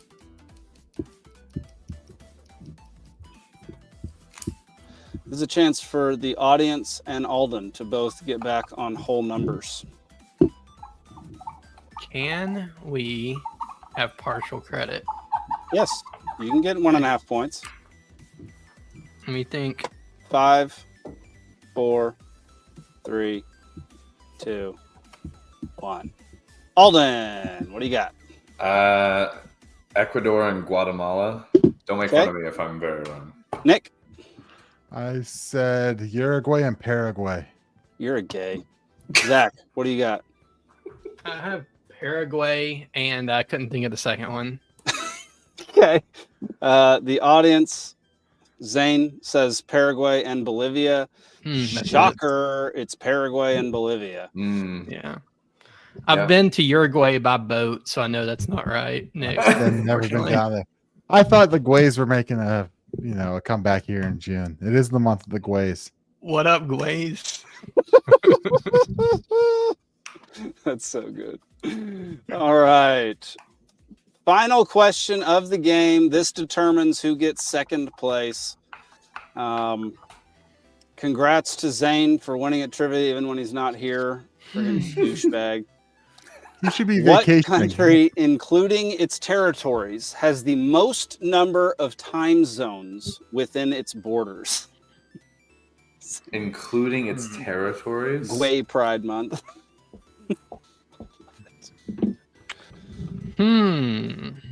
This one's fun. I like this question. Including its territories. Yeah, it's a toughie. The answer surprised me. The answer will shock you. 10 seconds.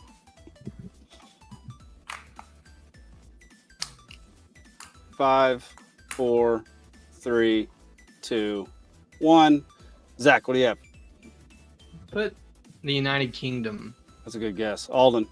I put France. Okay, Nick. America. Fuck it. Audience says France. France is pretty good. France is the answer. I don't know what it's going to do from a score, but nothing. But the final score is audience with 23.5. Nick and Zach tied for second with 14.5.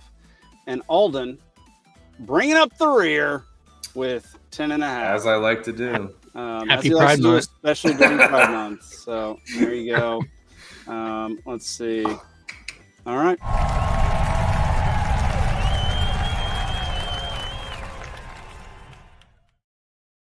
Yeah, the whole France thing's kind of wild. I mean, they literally have territory right off the coast of Canada.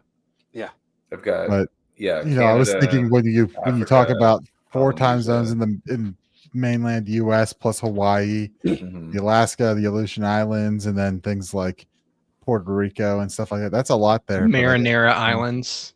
The Marinara Islands. That sounds delicious. Guam. Yeah. That sounds really good. I'm hungry. Honestly.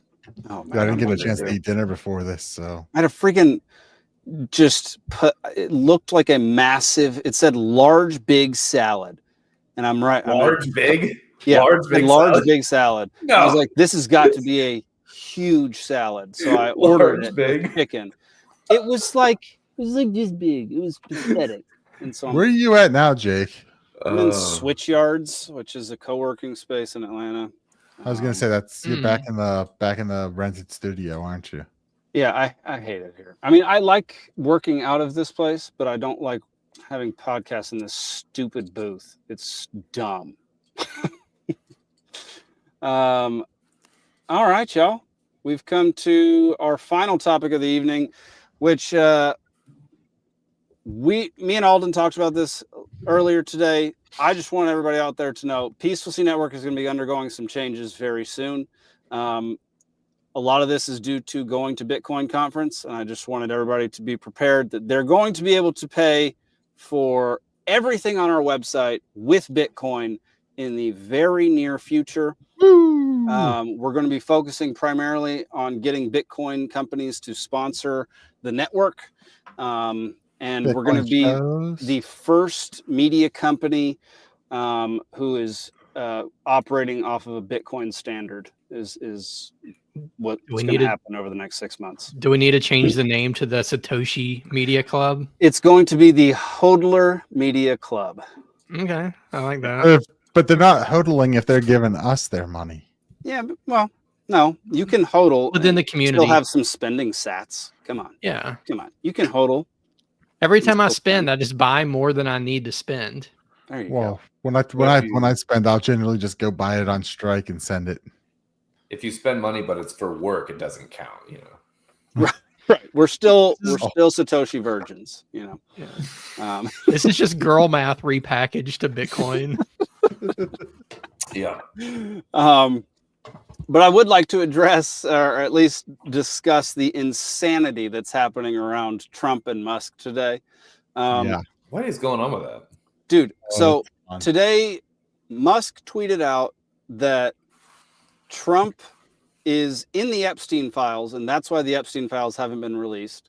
Trump then responded on live television to Elon, and Elon live tweeted his responses to Trump in real time. Oh, God. It's been insane. And like Steve Bannon is saying, they have to revoke all security clearances. They have to basically nationalize SpaceX so that they can't take all this technology away from the United States government. It's, dude, some weird stuff's happening today. That would be like, has that ever happened before? Has there ever been is there a pretense for this at all? Like, yeah, I mean, Amtrak was nationalized. Like Standard Oil. Was Amtrak ever? Yeah, well, Amtrak is nationalized. I don't think Amtrak as an entity was ever private. Yeah, I didn't know if that was forcibly nationalized. There were plenty of independent companies operating passenger rail, and then Amtrak was 100% a private company at one point in time, and they got taken over by the government because they went bankrupt, and the government said you're too essential, so they bailed them out, and now they own most of. They accept they get folded into the gooey batter of the federal fucking government. That's a different thing. There's a reason. They lost all their stake, though. They lost all their profit. They didn't like. Yeah, but they were bankrupt, so they did that all. They were that already happened anyway. Like, it's true. I'm not saying it's there's great. a reason there's so many Penn stations is because the Pennsylvania Railroad on the East Coast here was running all the passenger transportation. Yeah. And then the Pennsylvania Railroad turned into Conrail, and the freight company there turned into Norfolk Southern, and the passenger rail ended up in Amtrak, I guess. What do y'all think about everything that's happening with, let's see, yeah. Zane says Amtrak was a merger of a bunch of failing private passenger rail services. Yes. So it's owned 70% by the government. It's completely government controlled on that. That's not in question. But from what I saw, I was initially wondering where Elon was going to come down on this, because his initial statement on it was kind of graceful towards the Trump administration, and just kind of I guess these cuts aren't going to happen. We got to outgrow this problem, grow GDP, which is, never going to fix the problem anyway. And then he just came out and started firing away hey, this bill's got to die. It's going in the complete wrong direction, which shows, at least from my perspective, that Elon was actually fucking serious when he was saying, hey, I see this national debt as a real problem. And that's what he campaigned on it. He was pushing that. I think he thought the administration was going to take that seriously. A couple months ago, a couple weeks ago with the budget, and they said, oh, we'll get it in September. Nothing happened here. Now it comes up again, and they're going, oh, well, we can't do that, and we're going to have to do this and that, and all the Doge cuts are still in there and everything. Yep. And I think he just went, all right, fuck it. I'm going to take it to the public who said they were on board with this, which I was on board with it, and so many other libertarians, at least normal ones and not ones who seem to be chair of the Utah party, protesting outside of independent we're not crazy. Car dealerships. That guy's an idiot. We're not. I don't even want to address that moron. I'm gonna show a couple tweets from today. Donald Trump's posted on Truth Social, the easiest way to save money in our budget, billions and billions of dollars, is to terminate Elon's governmental subsidies and contracts. I was always surprised that Biden didn't do it.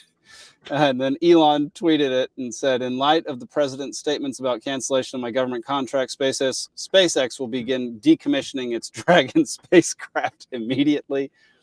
Trump also said, I don't mind Elon turning against me, but he should have done so months ago. This is one of the greatest bills ever presented to Congress. Oh my God. It's a record cut in expenses. No, it's not. No, it's not.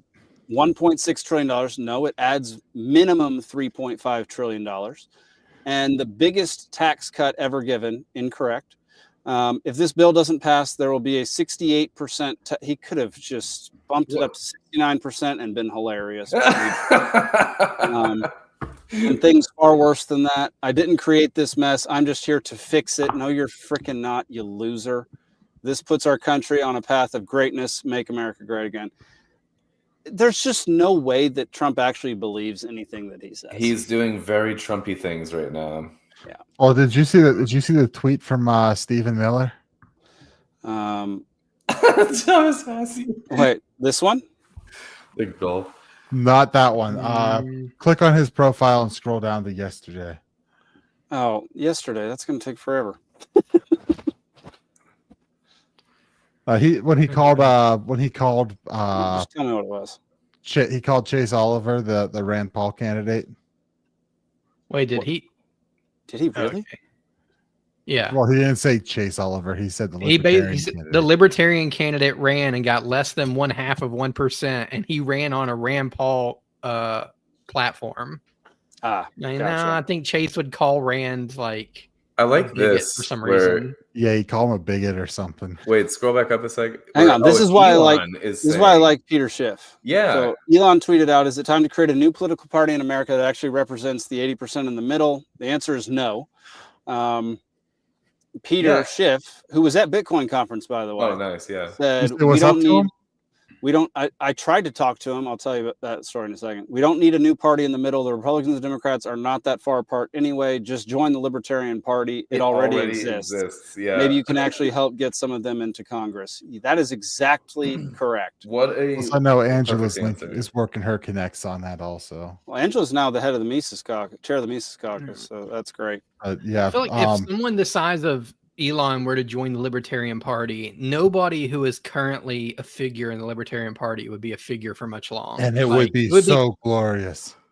It would be completely unknown people to us getting elected to Congress, which could be a good thing, could be a bad thing. It'd probably be a mix. So I think better than not having anyone, probably. Yeah, probably. Yeah. I don't know what's going to happen with Elon and this whole Trump situation, but it could go an extremely good direction for liberty and libertarians, because he threw hundreds of millions of dollars behind Trump and really campaigned for him, was with him the whole time, wanted to do Doge. Vivek was with them, immediately got kicked out of Doge. Doge ended up failing miserably. It pointed out a bunch of great things, lots of fraud, lots of abuse, but they executed on none of it. Not by their fault. That's Congress's fault. Yeah, no, I know. I completely agree. Yeah, no. I know Mitch doesn't like Elon, but I have no questions about Elon. I like, at this point, I like Elon, and I like that he is so willing to burn bridges that need to be burned when he finally realizes that they need to be burned, and he does it publicly and without hesitation. I mean, well, normally I would totally agree with Mitch here. This seems like theater, but also knowing a little bit about like Silicon Valley guys, they have the motto of like move fast and break things. So it doesn't surprise me that Elon would just like burn that bridge 2 days afterwards. Like, well, let's just move fast. Let's say what I have to say, and whatever happens, we'll figure it out later. Plus his autism. So, Mitch, we know Doge was never meant to cut government. Like they had no real power. They only had the ability to go in and show what was happening. They didn't have any power to do anything. Like we know, like it was very apparent that very quickly into the Trump presidency that Doge was going to fail. It was just a matter of how much could they point out before they get shut down. They got people talking about it. It did that. It like highlighted some things, but it wasn't going to actually. It was getting people on the right side of things, and you know, who knows on this, but you know, the Elon actions point to that he's genuine on this, and you can question a whole bunch of other stuff about him. All right, that's fine. But it seems like he is genuinely concerned about where the national debt and the spending and everything else is going on that.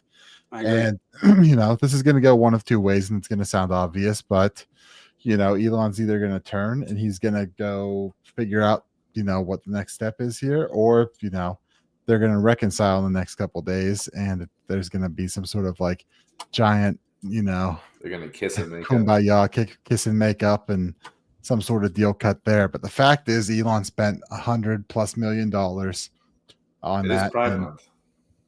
And that's a lot of money in a presidential campaign, and he was the biggest spender on that, and the second biggest was Miriam Adelson.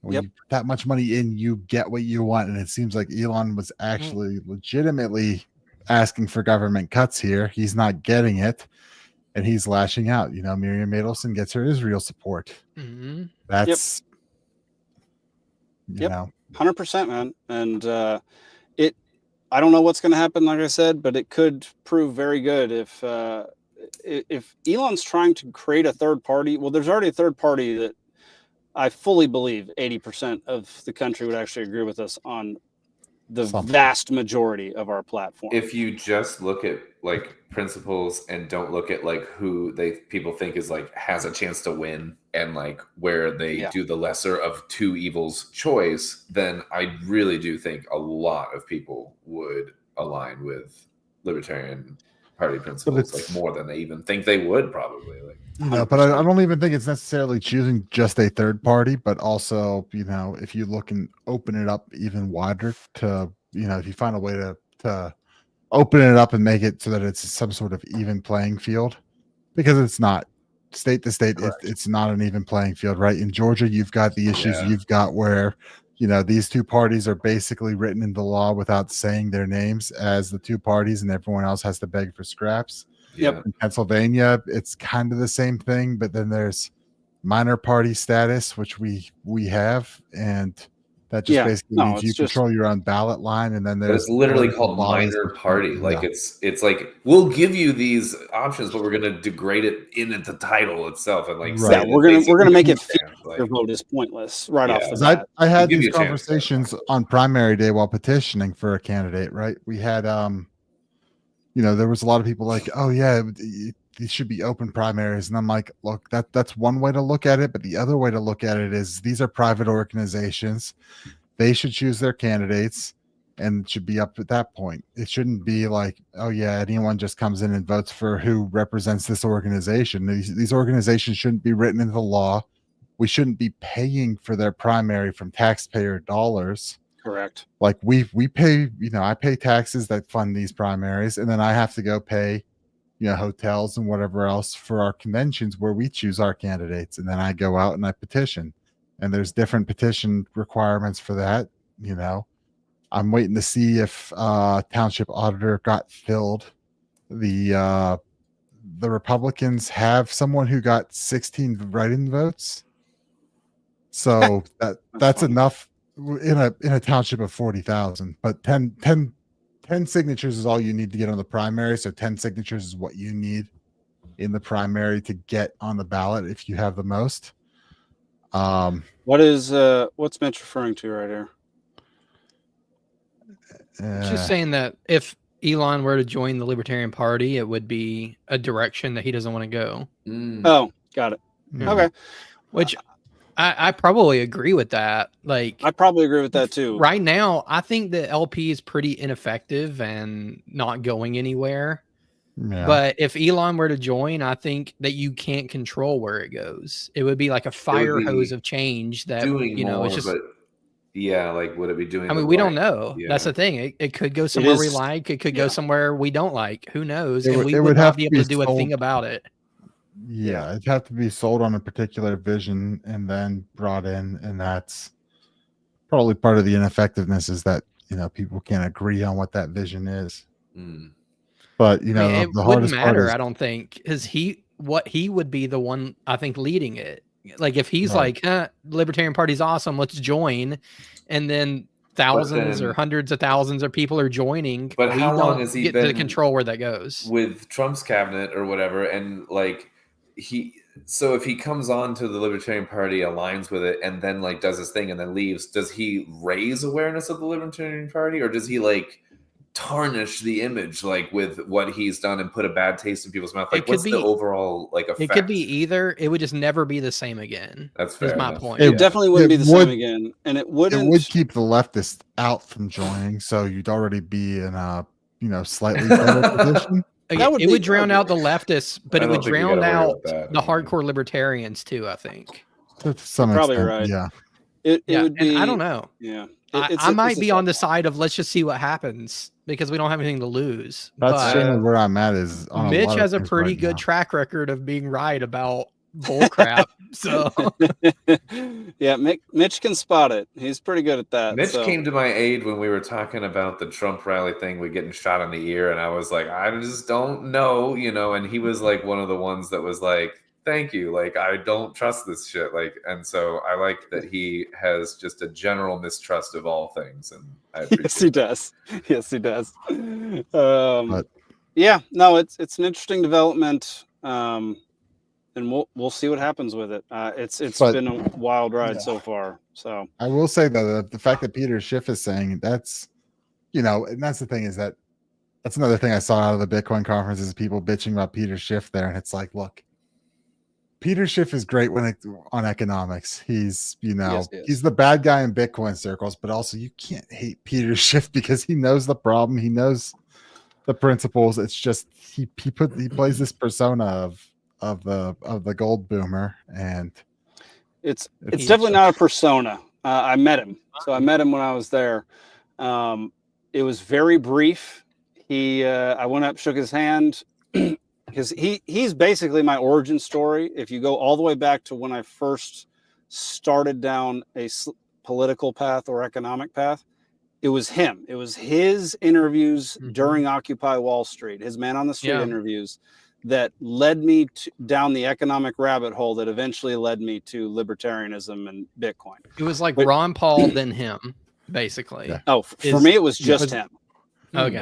What I'm saying is, I don't have ill will towards Peter Schiff. He's incredibly frustrating on the Bitcoin subject. Oh no, I blocked him on Twitter. I don't even follow him on Twitter anymore. I can't deal with him just railing on Bitcoin. But that's all I'm saying is that he's incredibly frustrating when it comes to Bitcoin. One thing that was funny, so during his debate, he had a debate. I forget with who, but whoever he debated, he was very good. And see, there you said who and not whom. Yeah, sometimes who works, Alden. And Peter during one of his rebuttals basically said, look, everybody, you're not going to want to hear this, but I'm probably responsible for more people on earth buying Bitcoin than anyone else. And I was like, you're responsible ultimately for me buying Bitcoin because you led me down the economics rabbit hole. And so I like people buy Bitcoin out of spite whenever he tweets about Bitcoin, and then they send him a little bit of Bitcoin. He literally has a Bitcoin strategic reserve because people keep sending him Bitcoin. What? Yeah. It's funny. No, it's like Obama being the #1 gun salesman. So it's Peter Schiff. I'm just saying the whole point was I'm saying Peter Schiff's great on everything except god damn he's frustrating when it comes to Bitcoin. Yeah. I have a Schiff story too of meeting him. Oh yeah? It was just like way back like in like 2014 or something. I was at some conference and he came up to our booth and we were just like, hey, how's it going? And then he immediately stopped paying attention to us and started paying attention to this hot chick that walked up. Oh, yeah. And just pulled the like most basic line ever on her. And he went, oh, wow. Are you a model? I'm like, I mean, I guess that works. You're rich. So when you're that rich, it works. Yeah. That's pretty good. That's pretty fun. But did he mean OnlyFans or model? Didn't exist yet. But... model meant something different than it means today. Language evolves, Alden. Now she would have just said yes. Well, yeah. I mean, we'll see what happens with Elon and Trump. I think the whole thing's hilarious. I'm really enjoying watching all the things that are coming out of it. But Yeah, don't hate Peter Schiff. He's great on literally everything except Bitcoin. Just I couldn't listen to him anymore, so I blocked him on Twitter because he just doesn't shut up about Bitcoin. So I own MicroStrategies and Euro Pacific. So nice. Heck yeah. Maybe Which one's outperforming which one? MicroStrategies for sure. Yeah. Alden, what'd you say? Maybe he secretly supports Bitcoin and he's just found a way to reverse psychology everyone into sending That's him always Bitcoin the joke. for free. That's a theory. Always the joke. Yeah. That's a theory. Yeah. Yeah. He definitely doesn't believe there's any intrinsic value in Bitcoin, though, which is. But there's intrinsic value in the dollar either. Well, he doesn't believe in the dollar. He He doesn't believe that. believes in He believes gold. in yellow rock. Okay. Yeah. He's His whole business. Intrinsic? I don't know if that's intrinsic value. Like his whole you his can whole use- life is based around gold. I don't think it's as valuable, but you could use gold for industrial reasons. it at least has a function more than like it a has bill or it has nothing. practical functions. But Yeah, in my, that's true. but, you know, the whole issue here is that money only needs the function of money to be good money. But the reason It doesn't why need to be gold is- it doesn't need to be stopped by having an industrial use underneath it. Right. The reason why gold is priced as high as it is not because we use it in microchips and in because there's a monetary space premium shit or on it. whatever. Like, It's because the Anunnaki need it. Yeah, right. Exactly. All right, y'all. If Zane were here, he'd be so pissed about us going down those rabbit holes. All right, we're gonna end it there. We're gonna end that tangent there. Drop a like on the video, share it. Make sure you come back next week, watch some more. We're gonna get to some funny videos now. Click that like button, subscribe. Click the like button. Going over to hit that little PCC bell. Network. Yeah. Hit that little bell. We don't say that enough, but yeah, subscribe to everything we do here. Heck yeah. Hit the little bell. Hit the little bell, get notified whenever we go live. You can finger the like button consensually. You can also watch this on. For those who don't know, I think there are so many people I've talked to don't know that you can watch things on Spotify now. Spotify is a wonderful platform that I highly recommend you watch it. If you can't watch live, go watch this on Spotify the next day because it comes out on Spotify directly after the show ends on Thursday nights. So other than that, we're on every platform. Go like, subscribe, do all of that. And get us closer to Brad Binkley and Propaganda Report's level of viewers. Right now, I'm looking at the numbers, and he's beating us by 10 times. Do we have to start beefing with him? I would love to start beefing with Binkley. We should get him back on at least soon. Yeah, no, we'll get him back on. I secretly don't want this. Yeah, I don't want to beef with I like to Binkley. pretend there's like 7 people in the world that see I'm this. already at Adam Nutter. Okay. Well, Adam hasn't been on the show in like a year and a half, so it's not as effective. No. He's probably not watching enough for our beef to be effective. Yeah, no, definitely not. All right, y'all. We're going to get into some funny videos, and then we're going to check out of here. So here we go. This is at a high school graduate or college, high school. I don't know. High Some school, I graduation believe. ceremony. NSU, I think it was high school. There you go. NSU, it sounds like a... Yeah, it looks like a university. Oh, God. Get your ass on, boy. Get your goddamn. They show it from all the different angles. Oh, man. Jack. She was a fairy. Yeah.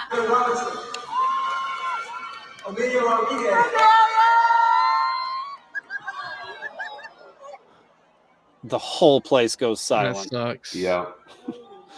What an idiot. I've seen so many people trying to do backflips after they get their yeah. Although part of the tweet said that he had warned her ahead of time he was going to do it. And I don't told her to care. keep his I don't distance. who cares? Get enough space and don't do it like that. That's like... I would keep his diploma. He's not getting his diploma if he does that. Like, you That's act what it up at is. graduation at all, you don't get it. Yeah. Also, like warning somebody before you punch your fist forward is Yeah. does not excuse you punching somebody in the face. I was going to make a similar comparison. It's like warning someone that you're going to hit their car in the parking lot or something. You're like, that doesn't help. Like, Yeah, I'm driving But right the into fact your that- spot. As soon as I get in my car, I'm driving directly to your Just spot. so you know. You got to move. Saying, hey, hold back a second while I do this, it is a fair warning, in my opinion. No, it's a fair warning, but it doesn't mean that you're in the right still. We also don't know right, but it's a fair if it warning. was received, if she heard him. He just shouldn't be doing that crap. Yeah, it's idiotic. Get a grip. I'm old now, all right? I'm old now. No, you can do it. Just don't kick somebody in the head. Do it It's not outside that the parking hard. lot later. Do it off of the jump off of the stage. Do a front flip. Yeah, We can there see you where go. you're going. There Do a you go. barrel roll. All right, next one. There you go. Some footy game in America, the Rams and the San Francisco 69ers play some rubbish game. 49ers. That sounds much more interesting. Yes. Yeah, I'd watch that game. They should change their name. That's what we were doing. The 49ers. That's much harder to explain to your wife. We're watching. I love that they kept on with the joke. That's Oh, good. Normally they just try to move on. Right. They leaned in. Yeah. I mean, their whole language sounds ridiculous. So this is a chick who got pulled over by the cops, and they're trying to determine if she is sober. Drinking. You say the alphabet starting with M? Alphabet. Let her go. I don't even care what the charge is. If she's too impaired to drive home, have her call a friend. Don't take that girl to jail. That's the most genius answer on a traffic stop I've ever seen in my life. She's good. Seems like you've been. Yeah, I agree. That's pretty good. That's so stinking funny. Alphabet. All right, we've got two more for you. This one, I could not stop laughing. This one's so stinking funny to me. Today I'm surrounded by 20 Kermit the Frogs. Kermit the Frog here. Do you believe you are Jordan Peterson? What do you mean by believe? I don't know if you're copying my voice or what. That's the circular definition. That's the circular definition. You stake your life. You stake your life on it, and you die. And you die for it. I feel like I'm talking to myself here. How much do you know about me? Hypothetically, if you were born Jordan Peterson, but you talked like Kermit the Frog, that would just make you a human with a frog voice. You're generating an impossible, restricted, hypothetical, with no precursors to back me into. I can't tell them apart. Red Red meat, right? Sure. And what do Jordan Petersons love eating more than anything else? Why are you asking me? Because you are Jordan Peterson. You say that. I haven't claimed that. Is this Jordan Peterson versus Kermit the Frogs? Don't be a smartass. Either you're Jordan Peterson or you're not. Which is it? You're really quite something. That's because you're Jordan Peterson. You're not a frog. Yeah, I'm done with him. I respect Dr. Peterson, but I think he's losing it. Croak, croak, ribbit, ribbit. Today So, Alden, earlier this month or last month, Jordan Peterson did I forget what they call it, but basically they bring in 20 liberals to debate him on an issue. So and this he is sits in based the middle. on 20 atheists, right? 20 Oh, atheists. okay. That's what it is. Okay. 20 atheists debating a Christian. And it's one of the stupidest things. Mm-hmm. And he wouldn't say that he was a Christian. Yeah. Like, well, he's been dancing guess- around it for years. well, I guess That's what I was technically he gonna was say. debating the existence of God, so he wouldn't have to be a Christian, but Sure. it was still stupid. But all of these are always stupid. It's just 20 people trying to play gotcha with somebody who's actually smart in the middle. That's why I don't know this. I'm not interested in. There's no good result that's going to come of this format. Other than Kermit the Frog and Jordan Peterson. Oh, you know what? Okay. I don't want to say no good result. There you go. Did you not see that video, Alden? All I did right. not. Final one of the evening. I just wanted to say good morning, and I hope you have an amazing day. Could you possibly leave some poontang for the rest of us, Christopher? Every woman within earshot's knees are buckling after hearing your leg-opening lungs. This guy's out here just fixing broken wombs. Like, how many post-menopausal ovaries have you accidentally reignited? Do you do karaoke? Because I'll bet if you do, the minute you get on that mic, that bar turns into a maternity ward immediately. You don't even need to try. You could just whisper in a woman's ear, "What's happening, baby?" Next thing you know, her pufferfish is blowing bubbles like smoke rings. You know. Sorry. Your voice is practically vocal porn for women. You could defuse a hostage situation by reading a bedtime story. If you read a bedtime story on TV, even all the dads would be like, oh, well, guess I'm gay now. I'm straight, but even after hearing you speak, my bum is aggressively whispering, feed me, daddy. Feed me, whatever that is. I just wanted to say good morning. And I hope you have an amazing day. Oh, I thought that was great. All right. I'm the only one who thought, I mean, I couldn't stop laughing at that earlier, but whatever. I just have a better sense of humor than literally everyone on earth. That's what it is. Yep. Oh yeah, it's that. All right, y'all. That'll do it for this episode of Liberty Libations. Go subscribe to all of our channels, especially Rumble and Spotify. Go like, share the video, and go check out peacefulsea.network. Got a ton of other shows on there. One of the most interesting episodes of Philosophical Fall Guy came out this past week, where a stuntman, recounted a story of him calling Tom Cruise a liar on the who's that old radio host that everyone used to love, Howard Stern, on the Howard Stern show, and confronting Tom Cruise about claiming he does his own stunts. Tom Cruise does do his own stunts, though. Oh yeah. Go watch the episode. Didn't he hang from an airplane? So he does some of his own stunts, yes, and he tries to do all of them, but he doesn't. He does enough to be impressive. Oh yeah, no, the Corey Eubanks is the stunt coordinator that we interviewed that Duke interviewed for this past episode, and we're putting it out in 3 episodes. So episode 1 came out this past week, and then 2 and 3 will come out. Part 2 and 3 will come out the next 2 weeks. Yeah, so. I'll have to check the show out. I haven't had a chance yet. No worries. Is it releasing monthly, or is it whenever he's able to coordinate schedules? So sporadically. So far, it's been once a month. This one, since we're splitting up into 3, it'll be 3 different episodes. Because I looked at one point and saw it seemed like 1 a month, and I'm like, it's still going on, so that's good to know.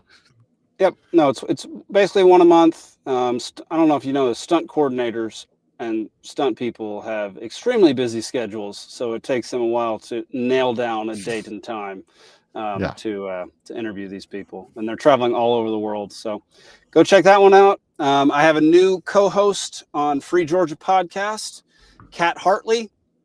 We interviewed Jennifer Williams this past week, and she will be my co-host and eventually take over the show once I officially leave Georgia for Montana.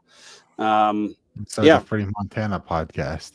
No, that podcast is the Cascade Effect. You can go check that out. Final episode will come out next week. Final episode of season 1 will come out next week, hopefully next Friday. And Wrexham Texan every Wednesday. Wrexham Texan every Wednesday at 8 p.m. And Wrexham Texans, is that another Pride reference? Wrexham Texan. Wrexham Texan. Texan. I'm gonna keep hammering how it's pronounced until everyone believes me. Dora the Explorer. Dora the Explorer, a great rhyme as well. Yeah. All right, y'all. That'll do it for this episode. Appreciate y'all for stopping by. We'll see you next week on more Liberty Libations. Peace.